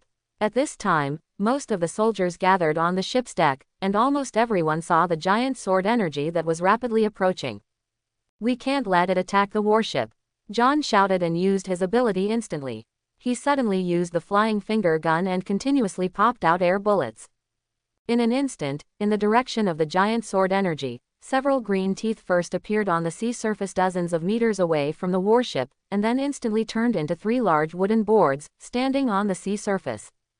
So far, this was the strongest wood that John could make, but he still didn't feel that it could block the sword energy. Instead, he walked to the stern of the ship, preparing to defend again. At this time, Jaji and the others could only watch helplessly. Unlike John, they had long-range attack and defense. Only when the giant sword energy attacked could they defend themselves or leave the warship, go to the sea to resist. The giant sword energy quickly struck and slammed into the 3 defensive wooden boards that John had made standing on the sea. Bang bang bang. After 3 consecutive collisions, even though the material of John's plank was very fast, it still did not block the giant sword energy. All 3 planks were shattered, and the sword energy continued to hit the warship without changing its trend. Facing the incoming sword energy, John looked calm, raised his hands flat, palms facing outwards, and green seeds appeared in his palms. Wooden shield armed. The green seeds in John's palm suddenly burst into astonishing green energy, and then quickly formed a wooden shield, but it was different from the previous wooden shield. This wooden shield not only completely blocked the warship, but the wooden shield was not flat. There was a human face on one side of the wooden shield. Its appearance was very similar to John's face. Because of the appearance of the human face, one side of the wooden shield became uneven and thicker. Not only that, after the wooden shield with a human face appeared, John's hands connecting the wooden shield also turned black, and it quickly spread to the wooden shield, covering the wooden shield with armed domineering energy and turning it completely black. After John completed this move, the giant sword energy came crashing down with an astonishing momentum. Boom! The giant sword energy collided with John's wooden shield and weapon, making a huge roar. But what was surprising was that the astonishing sword energy was actually resisted by John's double defense and slowly dissipated. However, despite blocking the giant sword energy, the warship was trembling violently, and the surrounding seawater rolled up waves, pushing the warship hard. The warship was already unstable due to excessive acceleration, and now it was hit with huge force. Even though the sword energy was blocked by John's wooden shield, the force still had a lot of effect on the warship. Another wave hit, and the warship swayed left and right, was overturned by the waves, almost flipping sideways into the sea water. At this moment, John shouted, "Everyone, hold still." A large number of wooden pillars suddenly appeared on the sea surface, and one end was pressed against the side of the warship. They actually supported the tilting warship, and turned into the bottom of the ship again and fell into the sea water, avoiding the end of capsizing. Ah, hoo, I survived. Many Marines were in shock and grabbed everything they could, thankful that they were still alive. The warship almost capsized just now, but many of them were scared to death. If the warship really capsized into the sea, many of them would be drowned, crushed to death, etc. John's blow just now brought them back from the brink of death. Many people were scared and at the same time very grateful. Don't let your guard down, the enemy is still there. John had no time to rejoice that his arm that had turned into wood was restored. He shouted again to remind him. Although he saved the warship, their enemies were now closer to them. Just now, a giant sword energy almost destroyed them, and then the crisis really began. Mom, there are still some powerful guys on the warship, especially the sailor who can use wood. Katakuri was almost defeated by him. Not far away above the thunderclouds, Perospero saw John resisting his mother's mighty sword energy, and immediately reminded Charlotte Lingling loudly. Katakuri said nothing with a dark face. Perospero was right, he was almost defeated by John that time. Really, Mom, I saw it, there is indeed a guy who uses wood. Charlotte Lingling's voice was particularly loud and her eyes were fixed on the warship ahead. Charlotte Lingling is really tall, she seems to be 8 or 9 meters tall. At this moment, she is also very fat, wearing thick lipstick, light purple eyeshadow, and wearing a large pink dress. Although her outfit looks weird, if someone really stands in front of her, they will definitely be intimidated by her invisible aura, which inherently gives people a sense of oppression. But no one can take my dessert. I'm going to kill them all. Charlotte Lingling's expression suddenly became extremely ferocious. The Navy stopped her from eating dessert. To her, it was an unforgivable crime and she would not let it go no matter who it was. The angry Charlotte Lingling once again raised the giant sword Napoleon in her hand, and struck it with another sword in the direction of the warship. Although Charlotte Lingling is not a great swordsman who specializes in swordsmanship and does not have many tricks in swordsmanship, her cutting power cannot be underestimated. In addition, Napoleon is one of her strongest homits, so every time slashes are extremely powerful. Perospero laughed weirdly. If Mother takes action, those Navy will be dead. Although Katakuri was sullen and silent, he also thought so. In his eyes, his mother was the strongest person in the world and the most important person to him. If his mother took action, she would definitely succeed. The Navy on the warship had just rescued him from the edge of death. He was not even happy for a moment when he saw another giant sword energy attack. John, here we go again. Guillaume reminded John loudly. Of course John also noticed it. He was about to take action when suddenly a figure rushed out from his side. Leave it to me. Under the astonished gazes of many people, Pemberton was seen using moonsteps to continuously jump into the air. He raised a big sword in his hand and faced the incoming giant sword energy. Pemberton, John also exclaimed in surprise. Pemberton was his good friend, and he was the one who pulled him here. Of course, he didn't want Pemberton to be harmed in the slightest. That was Charlotte Lingling's slashing sword energy. Although Pemberton was strong, he might not be able to block it. But Pemberton moved forward with indomitable momentum. Without looking back, he raised his knife and roared, "Arm!" Boom! The giant sword energy struck Pemberton, and there was a violent collision. Then Pemberton's body was blown away, and it hit the warship heavily, even the ship's plank was damaged. What was shocking was that although Pemberton was blown away, the giant sword energy actually dissipated. To be precise, it dissipated after being blocked by Pemberton. Help! John shouted. He still wanted to keep an eye on Charlotte Lingling, and other people could only do the rescue work. However, he was a little relieved that in his perception, although Pemberton's aura was sluggish, it did not fluctuate violently. It seemed that he was just injured and his life was not in danger. This guy is so showy. This is not his style. Pemberton's move surprised John, and similarly, Jaji, who had previously confronted Pemberton, was also shocked. In Jaji's eyes, Pemberton is a timid person with little ability. But he never expected that at this moment, Pemberton would be more decisive than him. He was not afraid of danger and was the first one to rush forward. He's a man, I'm convinced. Mom's sword energy was actually blocked again. It seems that there are really some powerful people in these Navy. Not far away, Perospero was very surprised to see his mother's sword energy blocked again, because this time he didn't see the wood appear, it was someone else who blocked the sword energy. The two attacks were ineffective, and Charlotte Lingling became angry. She shouted, "Time and again, I am impatient, Prometheus. A fireball flying next to Charlotte Lingling suddenly came to her. Mom, is it time for me to take action? Charlotte Lingling shouted. I will destroy that warship, Prometheus. Son Prometheus immediately shouted happily. Yes, Mom, use me. Charlotte Lingling grabbed Prometheus, and then shouted to Lei Yun sitting down. Zeus, speed up, catch up. Zeus, who transformed into a huge thundercloud, immediately replied loudly, Okay, Mom. Thundercloud Zeus accelerated again and soon arrived very close to the warship. Shooting. White roared loudly on the warship, and the hurried naval gunners immediately pointed their guns at Charlotte Lingling in the air. Bang bang bang. Continuous bullets were fired at Charlotte Lingling, but most of the bullets missed, and only sporadic bullets hit Charlotte Lingling. It's a pity that they don't know what kind of monster Charlotte Lingling is. The bullets hit Charlotte Lingling's body and couldn't even cause damage to her skin. The corner of John's mouth twitched. He knew what kind of monster Charlotte Lingling was.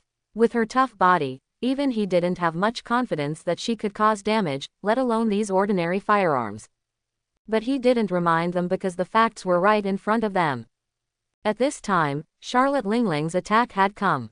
Fire from heaven. This time Charlotte Lingling used the ability of Son Prometheus.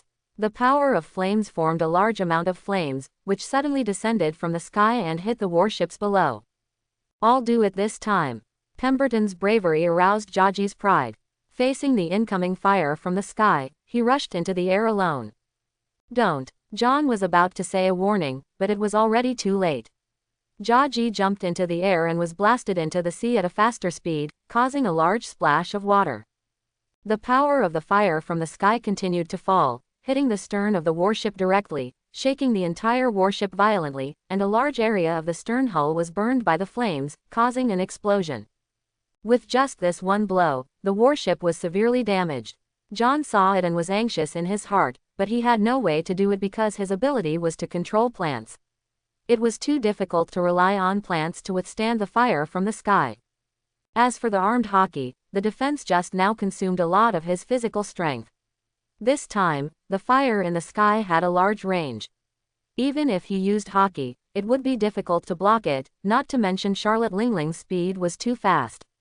Lieutenant Colonel John, the warship was damaged and cannot withstand another attack. Encountering such a dangerous situation, Veteran White still remained calm, came to John, and said to him, We must find a way, either abandon the ship, or we can no longer let Big Mom attack. John smiled bitterly. If he had the ability, he wouldn't have let Charlotte Lingling's several attacks force him to this point. Let everyone be prepared and ready to abandon ship at any time. I will use my ability to rescue you when the time comes. As for Big Mom, leave it to me. How are you going to deal with Big Mom? Seeing John actually saying such words, Guillaume suddenly looked puzzled. Although she hadn't had close contact yet, she could tell that Charlotte Lingling was simply not something they could deal with. John didn't answer. I have my own plan for this. I'll let someone rescue Jaji first. This idiot cake is useless at the critical moment. Guillaume complained angrily. In fact, Jaji can't be blamed. He is the rising star of the Navy, but this time he is facing Charlotte Lingling. Being able to survive Charlotte Lingling's angry blow is already pretty good. The soldiers on the warship put out fires and people, and the rest looked in horror at the direction Charlotte Lingling was flying from. John's eyes were complicated. He knew that if this continued, the entire crew of their warship would be lost in the sea. Can't let this happen. Going to sea for the first time as a commander, John not only wanted to perform meritorious service, but also did not want his soldiers to sacrifice in vain.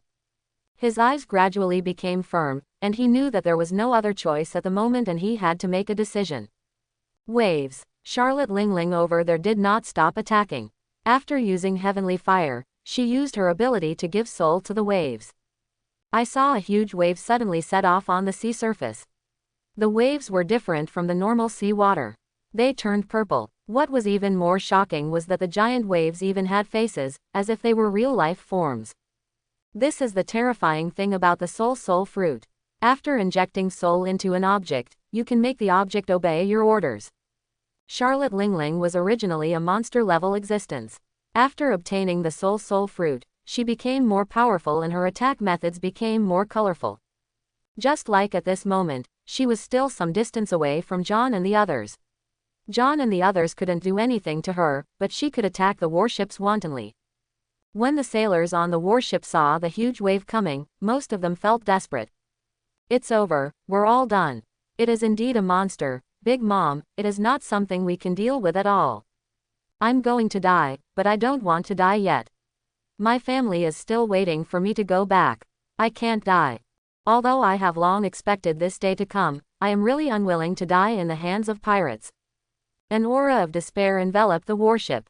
Even a new generation of elites in the Navy like Neong, who was just starting out, was also frightened at this moment, and no longer had the passion before.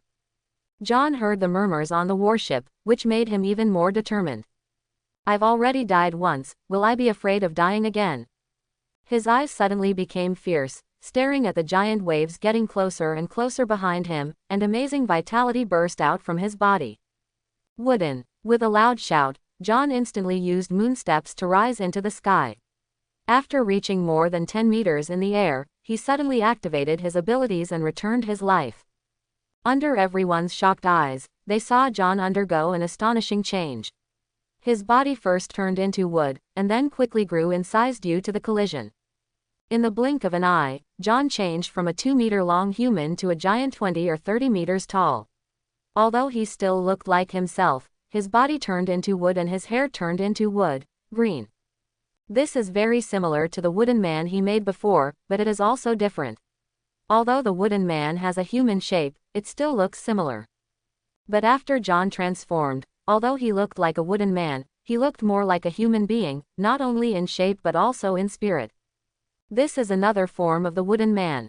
Different from the previous wooden man made from trees, this time, John used his ability and life return to directly use his own body as the main body to transform into a wooden man.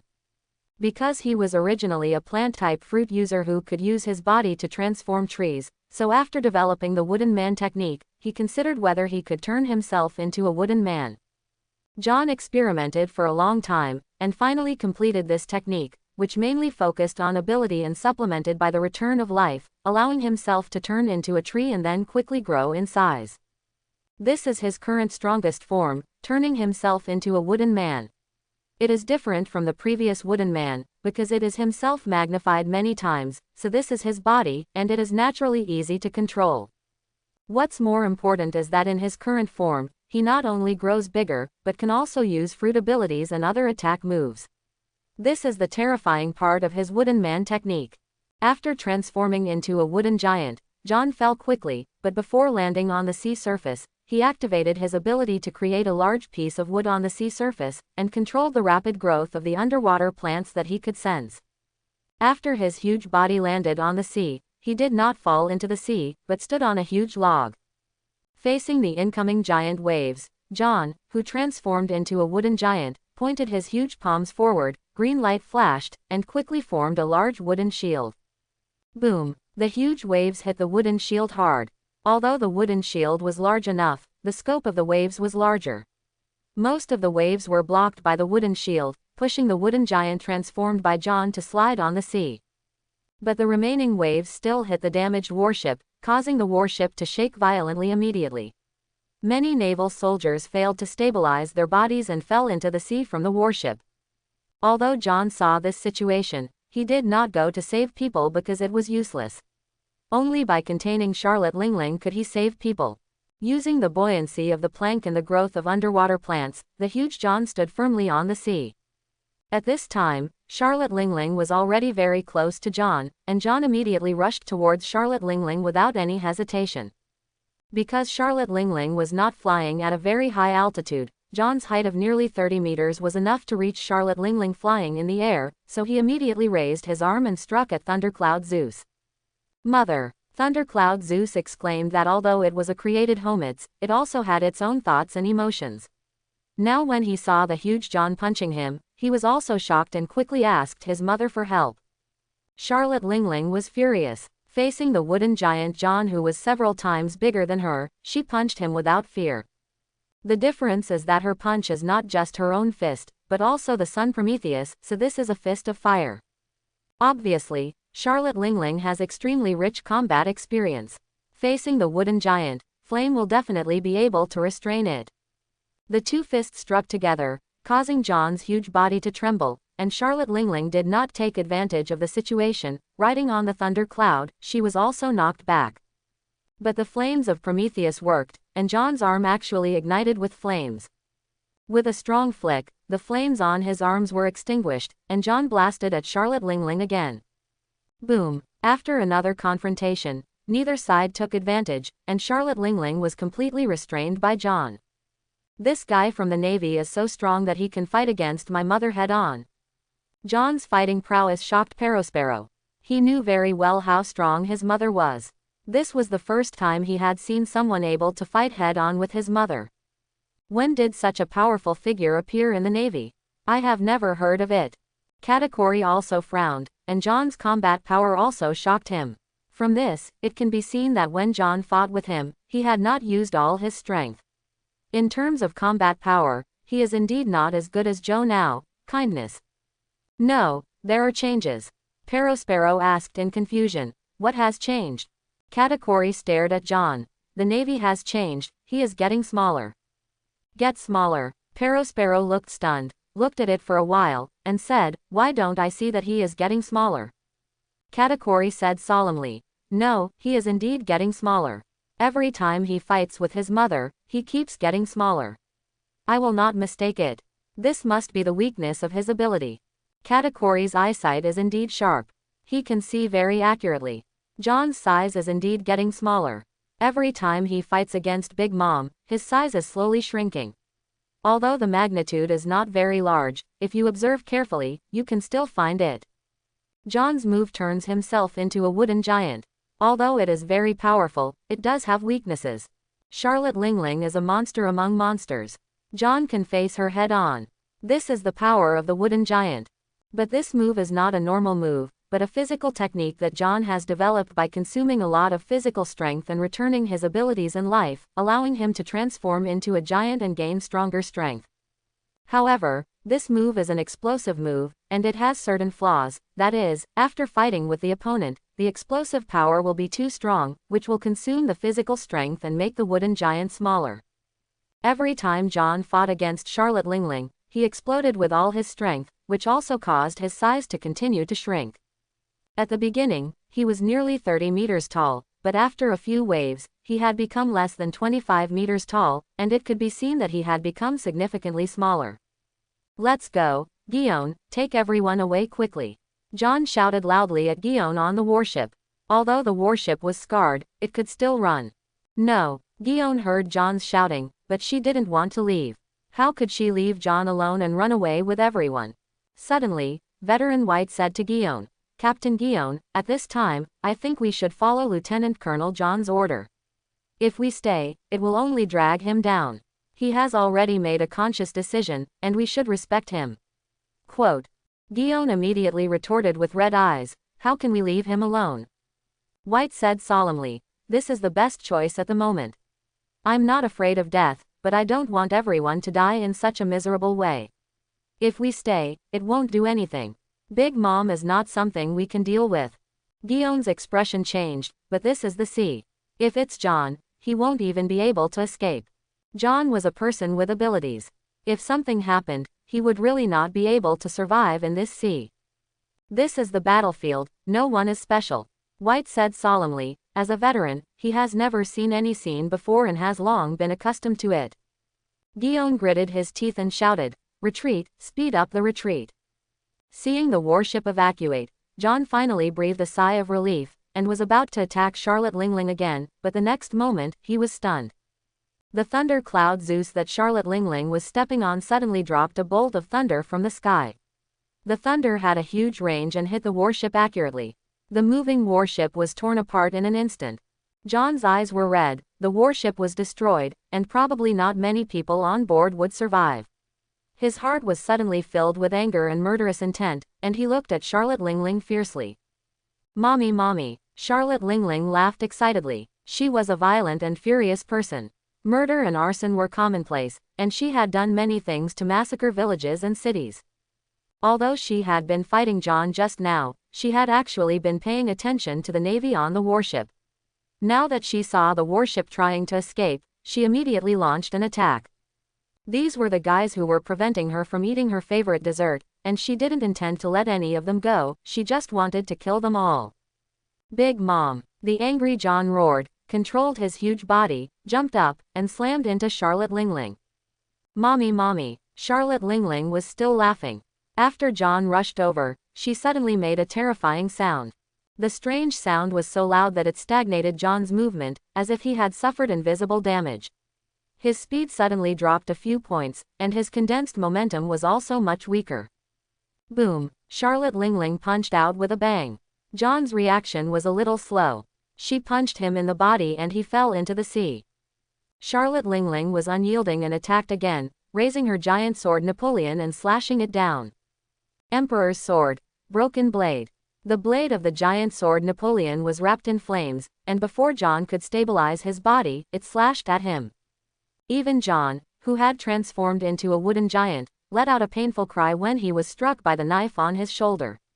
It could be clearly seen that there was a long and narrow wound on his shoulder.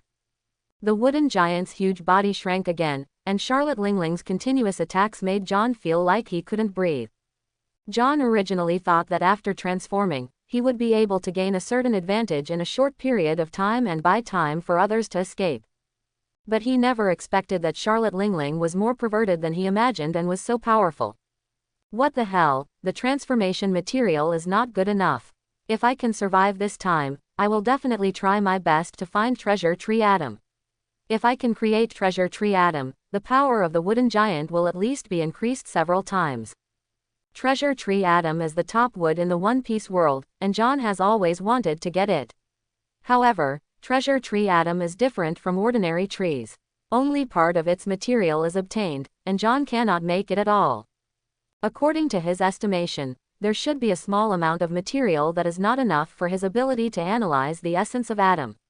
It is likely that he needs seeds or personal contact with the living Treasure Tree Adam to analyze it and gain the power to create the Treasure Tree Adam. In fact, John has already discovered that the more precious plants and trees require different materials to be manufactured and controlled. Like ordinary flowers, plants and trees, John can easily create them just by looking at them. Some trees and plants can also be created and controlled by touching a part of them, whether dead or alive. But those precious plants require living seeds or living entities.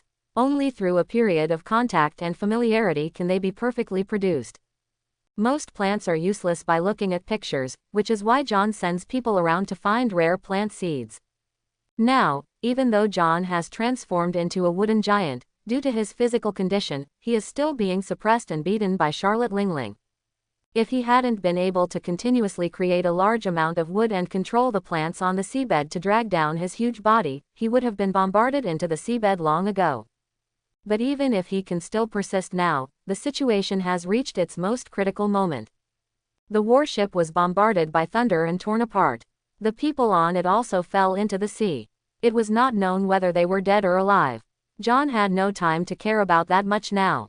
One person can stand up to a pirate group. This is really not just a rumor. Charlotte Lingling is indeed the leader of the Rocks Pirates and the representative of female pirates. Her strength is really too strong. Although Katakuri and Perospero followed, they didn't take any action, because their mother's action was enough, and they just wanted to watch the show. Facts have proved that their approach was correct. John and others on the warship were all suppressed and beaten by Charlotte Lingling. This meant that John could still rely on his ability to compete, and no one else could threaten Sha Lingling. Lot Lingling. He can't hold on any longer. Perospero gloated as he looked at John, who was being beaten. Katakuri's face was solemn. John's strength made him realize his own shortcomings. If his mother hadn't taken action this time, no one in their pirate group would have been able to defeat John. Neither can he. At this time, John's body size had become less than 20 meters, and he was suddenly smaller than Charlotte Lingling. As for John, so far, he has not caused any harm to Charlotte Lingling. At most, he has forced the thundercloud Zeus under Charlotte Lingling's feet to retreat. However, it is of no use at all. No, I can't hold on any longer. John is now completely relying on his thoughts to support him. He feels that his wooden giant's body is about to collapse. If he is in the woods or a place with many plants, he can quickly absorb plant energy to restore himself. But now in the sea, although he can also contact some algae plants in the sea, and there are a lot of them, the energy that can be provided to him is really too little, and it cannot withstand his consumption. On this sea, facing Charlotte Lingling, who has the ability to fly, even if John wants to escape, he has nowhere to escape and can only fight. Even if I die, I can't be so aggrieved. I really don't believe that I can't hurt you. At this moment, since there was nowhere to escape, he was ready to fight for his life. He raised his giant arm and pointed it at Charlotte Lingling, and astonishing green appeared from his fingers. Wooden man flying finger gun. An air bomb, comparable to the size of a human head, shot out from John's finger. It was full of green. This was the seed condensed by John using all his strength. It was also the strongest long-range combination attack he could currently use. The air bullet was extremely fast and hit Charlotte Lingling almost instantly, but Charlotte Lingling was not worried. Instead, she raised her fist, and a black-armed domineering force appeared in her fist, which hit the air bullet. Superior. The air bomb was blown away at once, but after the air bomb exploded, the green seeds inside suddenly exploded and grew, turning into large pink flowers that lingered above Charlotte Lingling's thunderclouds. Flowers. Charlotte Lingling and her two sons were stunned when they saw that a large number of flowers appeared. If the wood that John created before still has good power, what power does this flower have? Is it because they look about the size of a washbasin and larger than ordinary flowers that they are powerful? Piranha, Perospero said hesitantly, but it was obvious that this was not a piranha, because after the flower bloomed, it did not attack Charlotte Lingling, it just bloomed like that. The three of them were stunned for more than 10 seconds. The flowers scattered around them really confused them. In the midst of doubts, Katakuri, who had an outstanding sense of domineering appearance, suddenly felt something was wrong and immediately shouted a warning. No, pollen is poisonous. Mom, pollen is poisonous. Hold your breath. Katakuri's reaction was quick, but unfortunately, they who had never experienced such an attack would not have thought of how powerful the flowers John created were. This is a highly poisonous flower with paralyzing and fatal poison. As long as ordinary people smell it, they will be paralyzed by pollen toxin. Over time, they will definitely die. The physique of a strong person can resist the poison of these pollen, weakening the effect of the poison. But this time John created a large sea of flowers. The poison was very strong. Even a strong person would be greatly affected by this poison over time. Just like this moment, even with Katakuri's reminder, they were still too slow because they were too close to the poisonous flower, and the amount of pollen exploded in large quantities. All three of them were poisoned by the pollen poison. My body has become stiff and my head is dizzy. Perospero was the first to be affected. He felt very uncomfortable, his head was dizzy, and he had no strength in his body. Katakuri also had the same reaction, the same dizziness and weakness as Perospero. This pollen poison can make us paralyzed and dizzy. Even a monster with strong defense like Charlotte Lingling was still infected by pollen poison.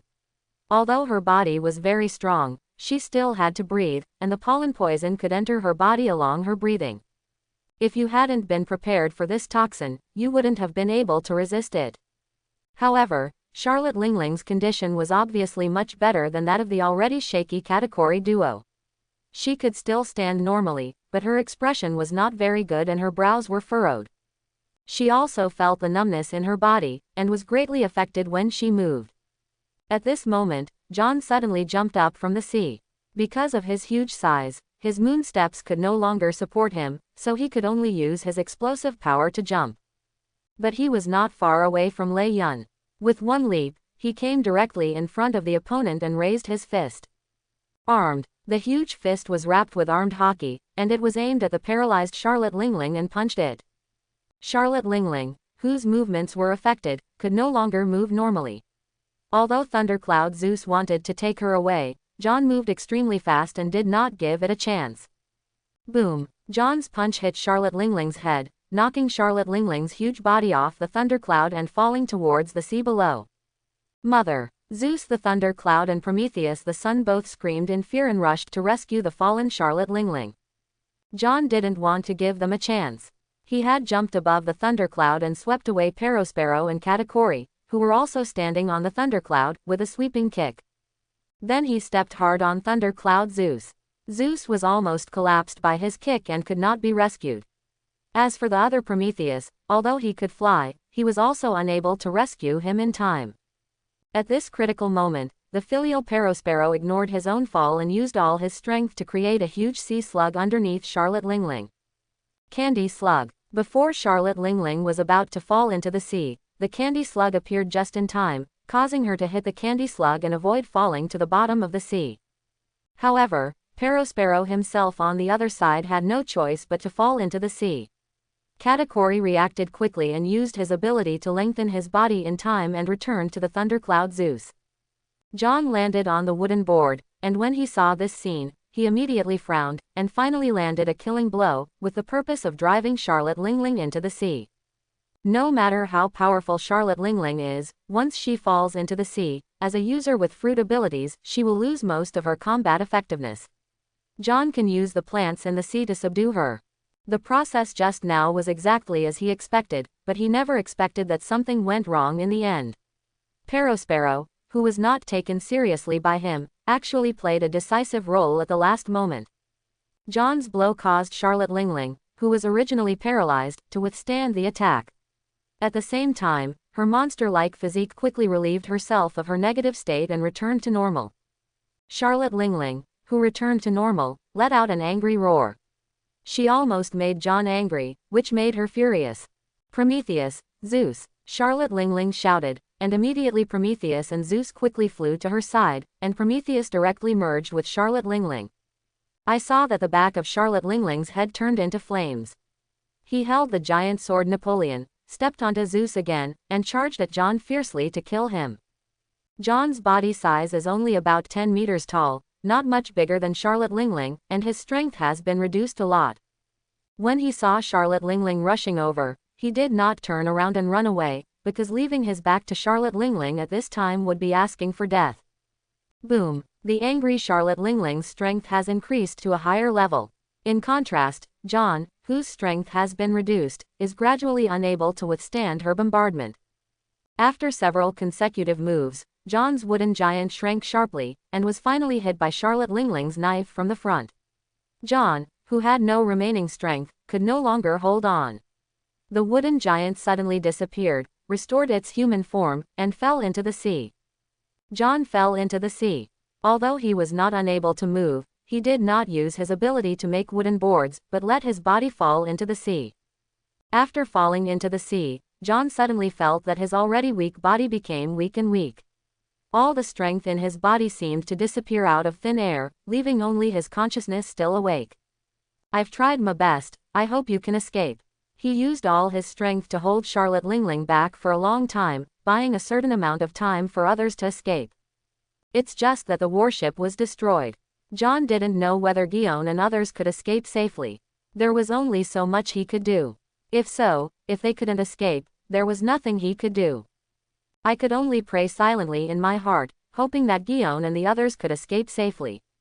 As for himself who fell into the sea, John did not despair. Ever since he became an Esper, John had been thinking about a question: how to save himself if he accidentally fell into the sea. Falling into the sea water, his body is weak and unable to swim. The only rescue is to rely on his own ability. In order to save himself, John conducted experiments again and again. Not to mention, with his unremitting efforts, he really found a way to survive on the seabed. Therefore, even though he was knocked into the sea by Charlotte Lingling, John did not completely despair. Mom, that guy is a person with abilities. If he falls into the sea, he will definitely die. Perospero, who was rescued from the sea, said to his mother Charlotte Lingling in front of him. After not seeing John appear for a long time, Charlotte, Lingling and the others felt that John had fallen into the bottom of the sea. According to the weaknesses of ability users, a person with abilities who fell into the bottom of the sea would definitely not be able to survive. I didn't get the dessert, so I died like this. It was too easy for him. Charlotte Lingling was very dissatisfied, almost like a child, but what she said was ruthless. Perospero smiled gloomily and said, although that guy is dead, there are still many living Marines over there. Mom, let's go and kill them all. He was talking about the naval soldiers who were rescuing themselves after the warship was destroyed. Charlotte Lingling's eyes suddenly lit up and she shouted, "Yes, Zeus, Prometheus, go over immediately and kill them all." John turned his body into a plant, an aquatic plant, so although he was still falling, he did not feel suffocated, because aquatic plants can breathe and survive in water, and there is no such thing as suffocation. Aquatic plants have air cavities, air sacs and other developed ventilation tissues, allowing them to respire even in seawater with only a small amount of carbon dioxide. John can allow himself to imitate the characteristics of aquatic plants, allowing him to survive in the water without the need for mouth and nose breathing. It's just that it sounds simple, but it's really not that easy to do. In order to achieve this, John conducted several years of research before finally simulating the characteristics of aquatic plants and allowing himself to breathe in the water. It's just that because he breathes very little carbon dioxide, and because a person with abilities is powerless when he falls into the sea, he can't move at all now, and he can't even flutter, so as not to break his balance. In this way, John sank to the bottom of the sea calmly. During this process, he had been sensing the surroundings with his sense of knowledge. If he found a large fish, he would control the surrounding algae and move his body, change direction. I don't know if it's because he now exudes the aura of plants, but the passing fish haven't attacked him, and only some small fish will touch him from time to time. John was not in a hurry, and just waited quietly. After a few hours, he took action. Controlling the surrounding plants, he supported his body and slowly rose towards the sea. This process lasted for dozens of minutes before he returned to the surface of the sea. After getting out of the sea, John immediately stood up on the plants and regained his ability to move. But at this moment, John looked a little miserable. Before he transformed into a wooden giant, his clothes had been burst. It was okay to fall into the bottom of the sea, but when he came out, he had no clothes, which would be too embarrassing. Using his own abilities, John made some plants to hang on his body, blocking key parts. His eyes glanced around, but he couldn't see anything except the vast sea. When he fell to the bottom of the sea, he didn't know how far he had deviated from the previous fighting position. He had the knowledge of hockey. It can be seen that the hockey of Wentz was not a map, which could not allow him to determine the direction and position in this vast ocean. I don't know what happened to Guillaume and the others. Although I have tried my best to delay time, can they escape Charlotte Lingling's pursuit? He survived, but the lives of Guillaume and the others were still uncertain. John still felt very guilty, and he didn't know if Guillaume and the others had any means to save their lives. If something unexpected happened to them, he really didn't know how to explain it.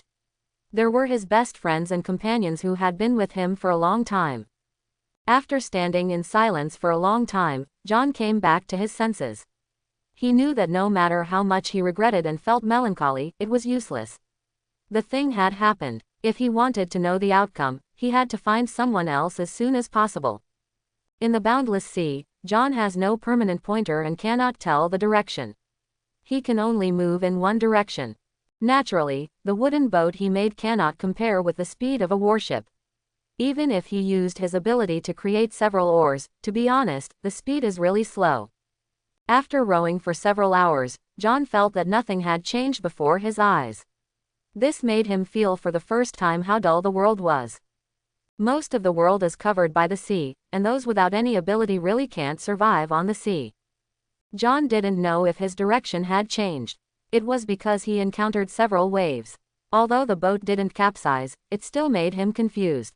Now he really hates that his professional knowledge is not good enough, and if he has the materials, maybe he can get a compass like the one in his previous life to identify the direction. But it's a pity that he has nothing now and can only rely on his own feelings and experiences to move forward, but he has a lot of experience. He has never sailed alone on the sea alone. John rode on the sea for nearly a day and a night, and finally encountered the ship, which was just an ordinary merchant ship. People on the merchant ship were also very surprised that John was wandering alone on the sea. Since they met him, they naturally let John board their ship and gave him food, drink, housing and transportation. After wandering for more than a day, John finally took a shower, had a full meal, and changed into clothes. Although he had no money, John did not sit idle after boarding the ship, but helped with the work. John did not reveal his identity as a Navy man. This was a new world with complex forces, and he was alone. If he could reduce trouble, he would reduce trouble. Sitting on the merchant ship, John was not in a hurry and sailed with them. But when John followed the ship to its destination, he was immediately shocked. The merchant ship's destination was an island, but the key problem was that there were several flags flying in the air at the island's port. John recognized one of the flags at a glance. Whitebeard pirates. A cross skull on a black background and a crescent-shaped white beard. Isn't this the pirate flag of the Whitebeard pirates? In the New World, the symbol of the pirate group is the pirate flag. No pirate group dares to hang up other people's pirate flags, let alone the Whitebeard pirates. The pirate flag of the Whitebeard pirates is flying on this island, which can only mean one thing. This is the territory covered by Whitebeard. Captain, the pirate flag is flying here, how dare you do business? After a few days of getting along, John became very familiar with the boss on the ship. When he showed a little strength, the other party did not dare to underestimate him and treated him as an equal. The captain is a bearded man in his 50s named Craig, who carries a large amount of alcohol on board. He is a liquor vendor. So what about the pirate flag? This is the pirate flag of the Whitebeard pirates. To tell you the truth, I have been doing business here for many years. It used to be very chaotic here, but since the Whitebeard pirates were hung up, after the flag, this place is much more peaceful. The Whitebeard pirates never burn or loot their own territory. Even those of us who do maritime business are willing to come here to trade. Craig spoke with a very emotional tone. John's face changed slightly. Is the Whitebeard pirates so good? Of course it's not that good. After Craig glanced around, he whispered, pirates are pirates after all. Although the Whitebeard pirates don't do as many evil things as other pirates, they are not good people either. It's only for people who obey them. For an island like this, we pay them a lot of protection fees in exchange for shelter. Merchant ships like us have to pay a certain fee to trade here, but this is nothing to us. The safer it is here, the more comfortable we will be doing business, and we can make less money. Safety is the most important thing, the first one. John nodded silently. He understood. After all, the pirates and the world government are actually somewhat similar in their practices, except that the pirates are simpler and more crude, while the world government, relying on its name and power, is actually doing it for its own benefit. It would be strange if there was no chaos in a world like this. John also lamented in his heart that pirates are indeed hateful, but the world government is not a good thing. Although he is a Marine, he is also very dissatisfied with many of the ways in which the world government does things. There is nothing wrong with authoritarianism, but one must also pay attention to propriety. In order to consolidate its rule, the world government has allowed pirates to develop freely, to the point that it has now reached an irreversible level. In the end, it is the ordinary people of this world who suffer. Because it is the territory of the Whitebeard pirates, John naturally has to keep a lower profile. If his Navy identity is exposed, the consequences will be really unimaginable. John, like the others, helped unload and load the goods, while also observing the surroundings. His original plan was to follow the merchant ships to the island. It would be best if he could encounter an island very close to the Navy branch base. If not, he would find a way to get some money, charter a ship, and buy enough equipment to sail. But he never expected that before he could find out the news about the Navy branch base, he would actually arrive at the pirate den, which was also the territory of the Whitebeard pirates. John felt that he was unlucky enough. First he was almost beaten to death by Big Mom, and now he came to the territory of the Whitebeard pirates. Now he could only pray that the Whitebeard pirates were not on this island. He had to change his original plan. He definitely couldn't inquire about the Navy branch here, and it was still Whitebeard's territory. His original idea of making some money was also given up. In the end, he decided to stay put, and it would be safer to follow Craig's merchant ship. Of course, Craig would not refuse John's request. He had already seen how extraordinary John was, and John was also very easy to get along with. He even did the job for several people, so of course he welcomed it. In the next few days, John stayed on the island with Craig and the others. He was wary and did not wander around. He just stayed at the accommodation to rest and exercise. Navy G1 branch, 15 days have passed since John and his warship lost contact. So far, there are only two people who have returned to the G1 branch of the Navy safely, one is Guion and the other is Kaji. As for the others, there is no news yet, and it is not known whether they are dead or alive. Ever since he learned that John and the others were attacked by Big Mom, he hadn't had a good night's sleep and was waiting for information every day. Guion and Cake came back 4 days ago. Because Guion had a phone bug that could contact Crane, they were brought back by the dispatched warship. But except for the two of them, everyone else has lost contact. I learned from Guion that after Charlotte Lingling defeated John, she once again started chasing others. Guion and Kaki were able to escape because they were lucky. But most of the other Navy soldiers died at the hands of Charlotte Lingling and her son. There is no reliable news yet on whether there are others alive. And today, a relatively good news finally came back, and another person was saved. They were Captain White under John's command, Pemberton and others, a total of 5 people. They were lucky enough to survive on a piece of ship plank and were rescued by a passing ship. After wandering for a long time, they received help from another naval branch and sent a message to the G1 branch. What he is most worried about now is John. John is her most promising junior and the new staff member she focuses on training. She feels that John will definitely be able to carry the banner of the Navy in the future. When she sent John in the first place, she was actually taking a risk, but she felt that John needed experience. No one could grow up in a greenhouse forever, so she sent John to lead the team out to sea. At the beginning, John did a great job and drove away the Big Mom pirates. However, no one expected that Big Mom would actually take action himself and go around a long distance to attack John and the others.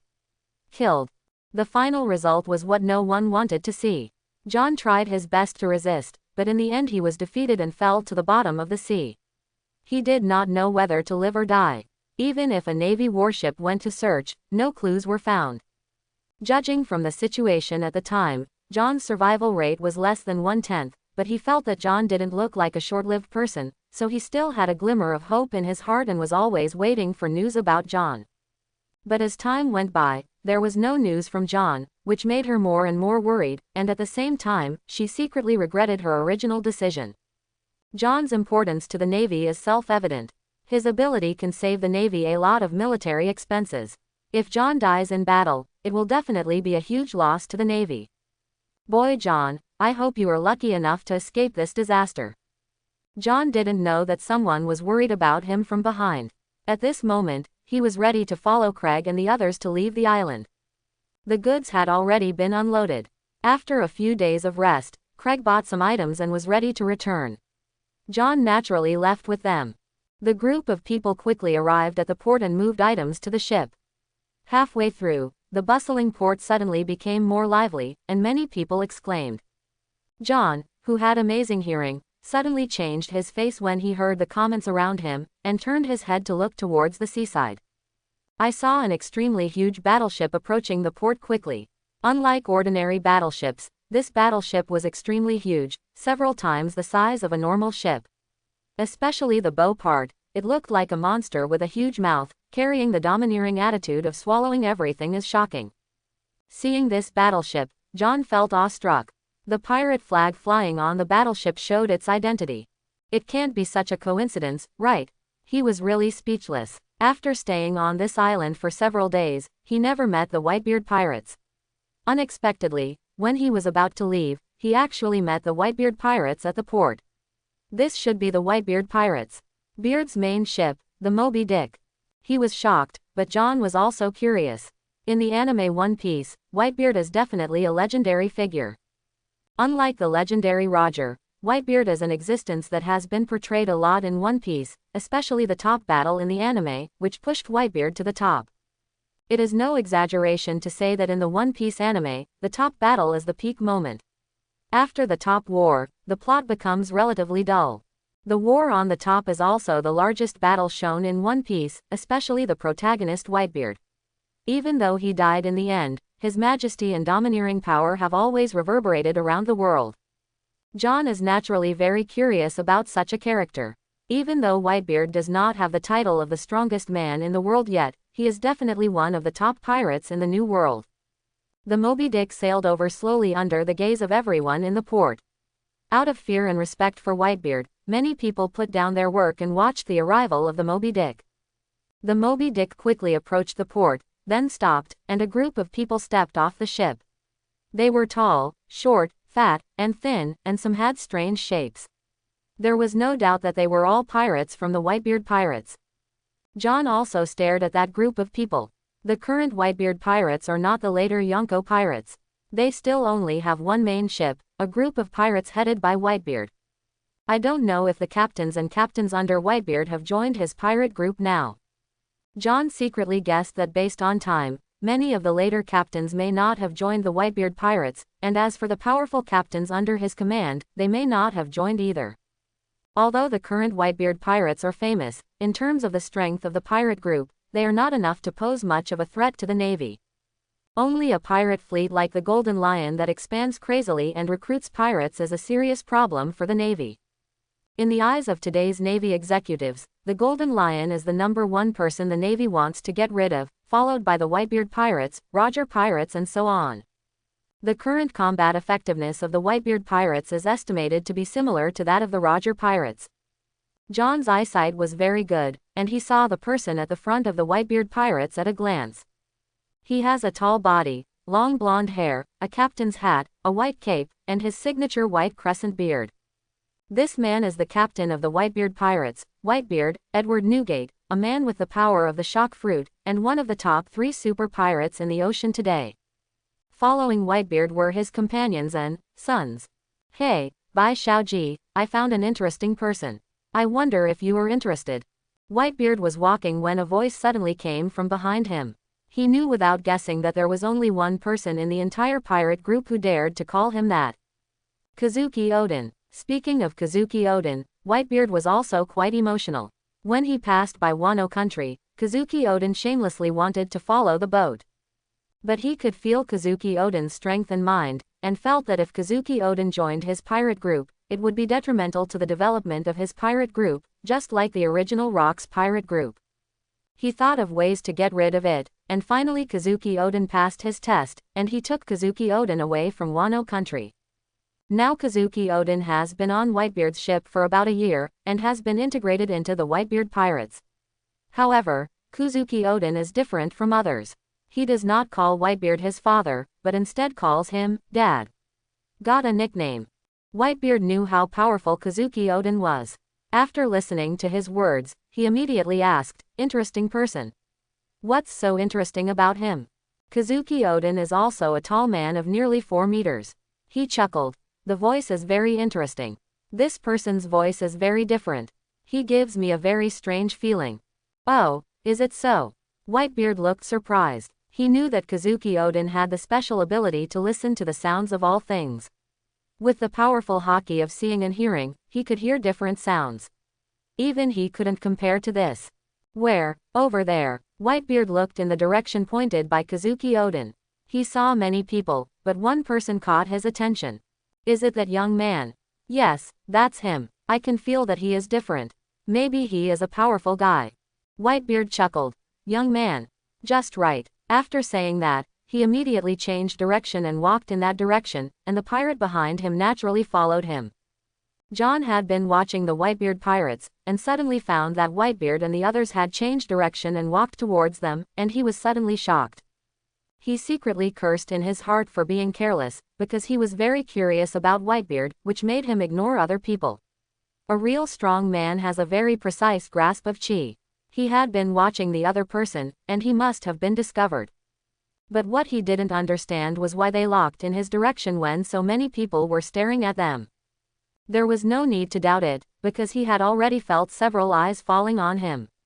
These eyes made him feel extremely uncomfortable and almost made him turn around and run away. But John still restrained his urge to retreat and took a deep breath. Since he couldn't escape, he had to deal with it head on. The two sides were not far apart, and Whitebeard and the others quickly reached where John and the others were. John was okay, but ordinary people like Craig and the others were so frightened when they saw the Whitebeard pirates coming that they didn't even have anyone to talk to. Whitebeard didn't look at anyone else. His eyes stayed on John. He looked up and down, and the surprise in his eyes became more and more intense. Boy, what's your name? John stared straight ahead, smiled bitterly in his heart, and replied, Josie. This is his alias. How can he not have a few aliases when he travels around the world? This is also the name he told Craig and others. Josie. Whitebeard nodded. He didn't care about the name. Instead, he smiled and said loudly, Josie, how about being my son and joining my pirate group? Ah, Whitebeard's words made John fall into a daze for an instant. At that moment, he thought a lot, even the possibility of his identity being exposed, but he never thought that Whitebeard would actually say these words. Ah, what? Let you join my pirate group, and I will make you famous in the sea. Whitebeard spoke again. Craig and others around him were also horrified. Who was Whitebeard? He was one of the strongest pirates in the New World. Such a big shot actually came to invite Josie on their ship to join them. This was too much. They were shocked. Whitebeard really confused John this time. He scratched his head and asked weakly, we don't seem to know each other, right? You just let me join so casually. Whitebeard looked indifferent. We know each other now. Your name is Chao Shi, and I am Whitebeard. You must know it by now. You will not suffer any disadvantages if you join my pirate group. The corner of John's mouth twitched. I'm in the Navy. If I join your pirate group, what will happen to me? It is definitely impossible to join the Whitebeard Pirates, but facing everyone in the Whitebeard Pirates, John feels guilty. If he refuses, will Whitebeard kill him? I'm just an ordinary person who just wants to live an ordinary life. Thank you for your invitation, but forget it. The white-bearded tiger was stunned. He was more than 6 meters tall, coupled with his own momentum. Although he did not release his domineering power, it was already frightening. Looking at the trembling and frightened looks of Craig and others, you can know his strength. The momentum is so strong. My crew discovered that you are extraordinary, so I found you. You are able to be calm and composed in front of me. Based on this alone, you are no longer an ordinary person. Odin said that your voice is different, so, don't pretend to be like me, be more cheerful, agree or refuse. Under the pressure of Whitebeard's momentum, John pursed his lips, agreeing was definitely impossible. What he was thinking about was how to reject Whitebeard's invitation, which would not only make Whitebeard give up his idea, but also prevent Whitebeard from getting angry and attacking him. John didn't hesitate for long, and he quickly replied firmly, I'm sorry, I refuse. Hearing that John actually rejected Whitebeard's invitation, the expressions of everyone around him changed drastically. Craig and other people on the merchant ship were all horrified, but none of them dared to stand up and speak. But the pirates behind Whitebeard all showed angry expressions. They were all Whitebeard's followers and his sons. They also regarded Whitebeard as their father, the person they respected the most. Now their father personally invited a person they met for the first time to join the pirate group, and this person actually refused without mercy, which made them unbearable. Boy, do you know what you are talking about? If you dare to refuse Dad's invitation, do you want to die? Some pirates are calm, but some pirates don't have that kind of castle. A 16 or 17-year-old boy with a pineapple head suddenly walked out and yelled at John. John's expression remained unchanged. He still looked up at Whitebeard and asked, You asked me about my choice. Why, don't I even have the right to refuse? If that's the case, then why bother?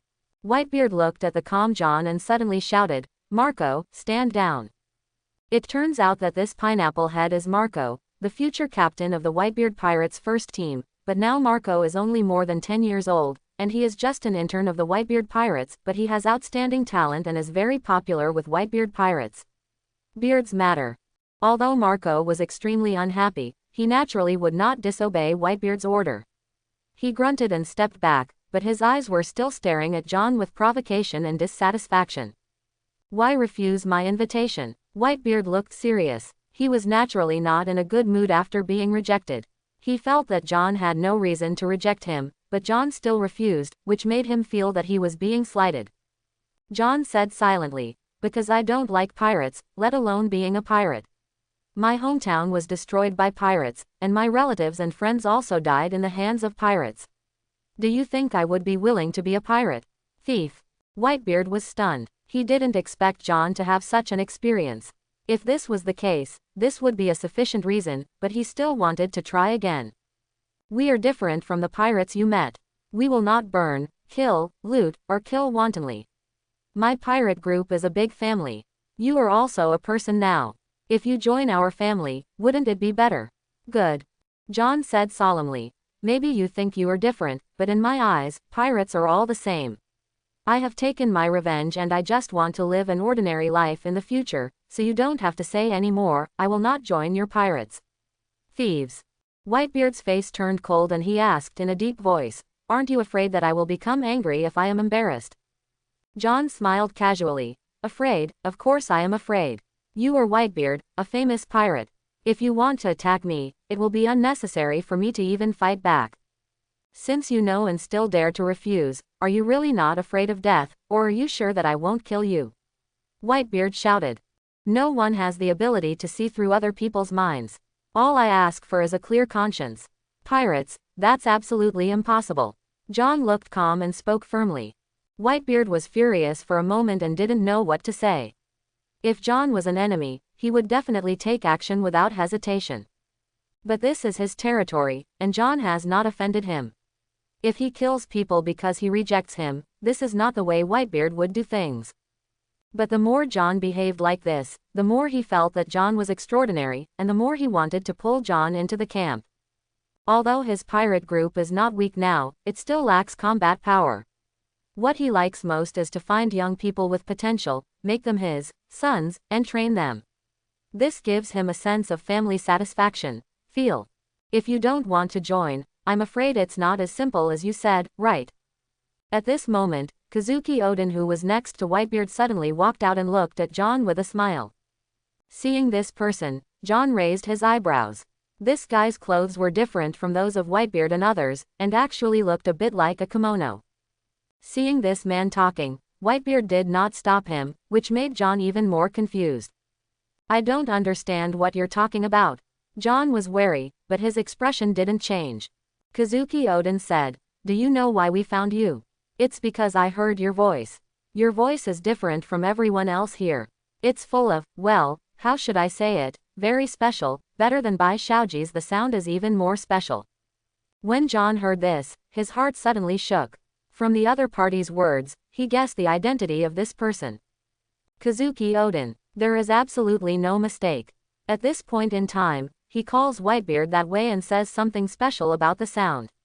Among the entire Whitebeard pirates, there is only one person that John can think of, and that is the Whitebeard pirates. The captain of the 2nd division of the regiment. Kazuki Odin. This is a man from the country of Wano, and he is also a slightly legendary figure among the pirate kings. The reason why John has an impression of Kazuki Odin is because it has been mentioned many times in the anime that this person is unique and has the same ability as Roger, the Pirate King, and the ability to listen to the sounds of all things. It's just that John doesn't understand how Kazuki Odin can hear his voice. What does this voice mean? Well, I thought about it for a moment. Your voice is full of nature. Yes, that's it. Hearing Kazuki Odin's description, John's nervous mood suddenly relaxed. It startled him, and he thought that Kazuki Odin heard something, but it turned out that he heard his fruit ability. It was full of natural aura, which must be caused by his fruit ability. John was extremely afraid of Kazuki Odin's ability to listen to the sounds of all things. This ability played a big role in Roger's ability to continuously become stronger and become the Pirate King. Like Roger, even though John didn't know how strong Kazuki Odin was, he still remained 100% vigilant. Is it a natural scent? Because I have eaten devil fruits, this should be what you are talking about. Facing the gazes of Whitebeard and others, John knew that if he didn't say something, these people probably wouldn't let him go easily, but he didn't dare to expose his abilities easily, which gave him a huge headache. Kazuki Odin took a deep look at John. He could feel John's vigilance. This person was not as simple as he appeared. Forget it, Bai Shaoji. Since he doesn't want to be your son, why do you have to force him? Snort. Whitebeard snorted dissatisfied and said to John, boy, don't let me hear your name on the sea in the future, otherwise, I will not recognize anyone with my fist. Hearing this, John became more relaxed and answered with a firm tone, I just want to live an ordinary life. Unless I can't live it anymore, you will never hear my name again. Josie is just a pseudonym and will definitely not be used again in the future. Whitebeard was still a little unhappy, but he didn't say anything more. He turned around and left with his crew. Only Kazuki Odin looked at John again when he left. And Marco, the pineapple head, made a strangling gesture towards John before leaving. Watching Whitebeard and others leave, John let out a heavy breath. It was so thrilling. It was so thrilling that he actually escaped safely in front of Whitebeard. Josie, you must be too brave. You dared to reject Whitebeard. You almost scared us all to death. Craig, who had been holding back for a long time, said to John with complicated eyes after seeing Whitebeard and the others leaving. He had always felt that John was not simple, but he never expected that John could actually attract Whitebeard's attention and even invite him to join the pirate group. What was even more shocking was that John actually refused. The moment John refused, he was really scared, fearing that John would implicate them. John patted Craig on the shoulder and said with a smile, "There is no need to be so nervous. Nothing is wrong now. Whitebeard is not an unreasonable person. Okay, let's set off quickly. Yes, leave quickly. If Whitebeard regrets it, he will be in trouble." Craig was startled and immediately asked his men to deal with it quickly. However, after this incident, his attitude towards John became more friendly, even respectful and fearful. How could the person who could be favored by Whitebeard be an ordinary person? After going out to sea with the ship, John finally felt relieved. Fortunately, Whitebeard was not the kind of unreasonable person, otherwise, he might not be able to leave this island. After following Craig's ship for another 2 days, John prepared to say goodbye when they landed next time, and then find his own way back to the Naval Branch base. "Captain, the weather has changed ahead. There seems to be a storm. We need to avoid it." The crew member in charge of the observation immediately reported the incident to Captain Craig after discovering the abnormality. Craig immediately ordered, "Change course, avoid that area, and slow down." When sailing on the sea, the most dangerous thing is always the unpredictable weather. Once you encounter bad weather and storms, the danger is more serious than encountering pirates. As for pirates, we can still talk to some extent, but in bad weather, there is no need to discuss it. If we are not careful, our entire army will be wiped out. John also looked forward and found that the sky in the distance was pitch black, which was a prelude to the coming storm. Fortunately, they were relatively far away. If they changed their course, they could still avoid that area. So the merchant ship immediately changed its course to avoid the area covered with dark clouds. After a few hours, they could no longer see the dark clouds and should have moved away from that area, and then continued sailing in the direction of the recording pointer. "There are pirates, there are pirates." Not long after sailing, an alarm suddenly sounded on the ship, followed by the crew shouting that there were pirates.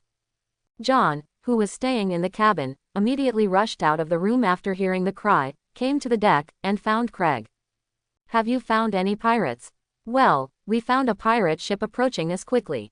Craig handed the telescope to John's hand, and John picked up the telescope and looked over without being polite.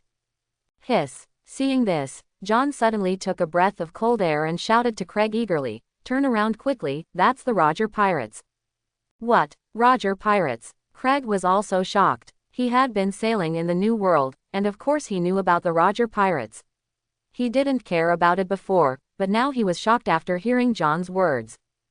"Josie, are you sure? Why don't I see the Roger pirates' pirate flag?" John answered affirmatively, "It's them. I know that ship. Come on, don't hesitate, turn around and run away." John cursed in his heart, this is too much. He just met the Whitebeard pirates 3 days ago, and today he met the Roger pirates again. What kind of luck is this? It has a halo of bad luck. Because it was confirmed that it was the Roger pirates, John was naturally even more afraid to use his hockey. There were many monsters on that ship. If they were to notice, it would be troublesome. Craig did not hesitate and immediately ordered to change direction. However, although they changed direction, they still did not avoid the Roger pirates. The pirate ship seemed to have recognized them and pursued them closely. The performance of the two ships was completely different. The merchant ship was quickly caught up by the pirate ship, and the pirate ship also fired artillery fire, forcing the merchant ship to stop. "Stop, stop." Craig was so frightened that he quickly asked someone to stop the boat. "Is this guy Roger mentally ill? Why are you chasing a merchant ship?" John cursed in his heart, "Is it easy for me? I just ran out of Whitebeard's wolf's den, and now I've fallen into the tiger's mouth again." The only good thing is that the members of the Roger Pirates don't know him. Although they had a brief encounter, as long as he doesn't use his fruit power, Roger and the others will definitely not know his identity. However, with the lessons learned from Kazuki Odin, John did not dare to look around casually this time. Instead, he made himself ordinary. It was best for the Roger Pirates to not find any problems at all. A burst of hearty laughter rang out, and then several figures were seen quickly jumping from the pirate ship to the merchant ship where John was. I said, why are you running away? We have wasted several shells. I saw these few people, one of whom was wearing a captain's hat, black hair, and a strange curly beard. I don't know if it was a beard or nose hair. The man who looked rather slovenly muttered with dissatisfaction. Captain, what you said is that when people encounter a pirate ship, of course they will run away. Are they waiting to be robbed? But we didn't fly the pirate flag either. Can't others recognize a pirate ship without flying the pirate flag? Captain, do you underestimate your name too much? Ha ha ha ha, is this really true? Without flying the pirate flag, would anyone be able to recognize us? Roger didn't care about the crew's ridicule, but couldn't help laughing, as if he was proud of his reputation. Okay, stop talking nonsense, Roger, and get down to business. The blonde-haired and bespectacled Rayleigh interrupted Roger's laughter and urged. Oh yes. Roger patted his head and turned his gaze to the people on the merchant ship. He glanced around and saw that ordinary people like Craig were very nervous. This was the famous Roger Pirates in the New World. How could little people like them mess with this? Affordable. Which of you is the captain? Dear pirates, I am the captain of this ship. We are just ordinary ships with nothing good. Please let us live. We are willing to pay a certain price. With that said, he asked his men to get the money quickly, hoping to deal with the Roger Pirates. Unexpectedly, Roger waved his hand fiercely and shouted, wait a minute, I'm not here to rob you. Why do I need your money? Craig was immediately confused. The pirates didn't rob, so why bombard them for fun? Craig was so frightened by Roger that Riley shook his head helplessly and stepped forward and said, that's right, we just encountered a storm, and a lot of supplies on the ship were lost in the storm. The reason why we caught up with you is, I want to buy some food supplies from you. There should be no problem, right? Buy food and supplies from us. Craig and others looked at each other. Who are you kidding? Do the pirates still want to spend money to buy it? No problem, no problem. We have supplies on the ship. No need to buy them. You can just take them and leave some for us. No matter what purpose Roger and the others had, Craig was willing to pay a certain price as long as they were safe. We are not robbers. Of course we have to pay for taking things. Riley waved his hand, turned to a young man behind him and said, Barrett, go get the money. But Barrett snorted dissatisfied. What money do you want? Knock them all down, just take them. Rayleigh was quite helpless. Barrett had an unruly personality and joined the pirate group just to defeat Roger. Apart from Roger, Barrett was not very convinced even by him. But Riley didn't say anything more to Barrett, and instead ordered another person to get the money. Hurry up and get your food out, we've all been hungry for a long time. Roger ordered Craig eagerly, and when he talked about eating, his eyes shone even more, looking like a hungry wolf. I hope everyone will support it and subscribe more.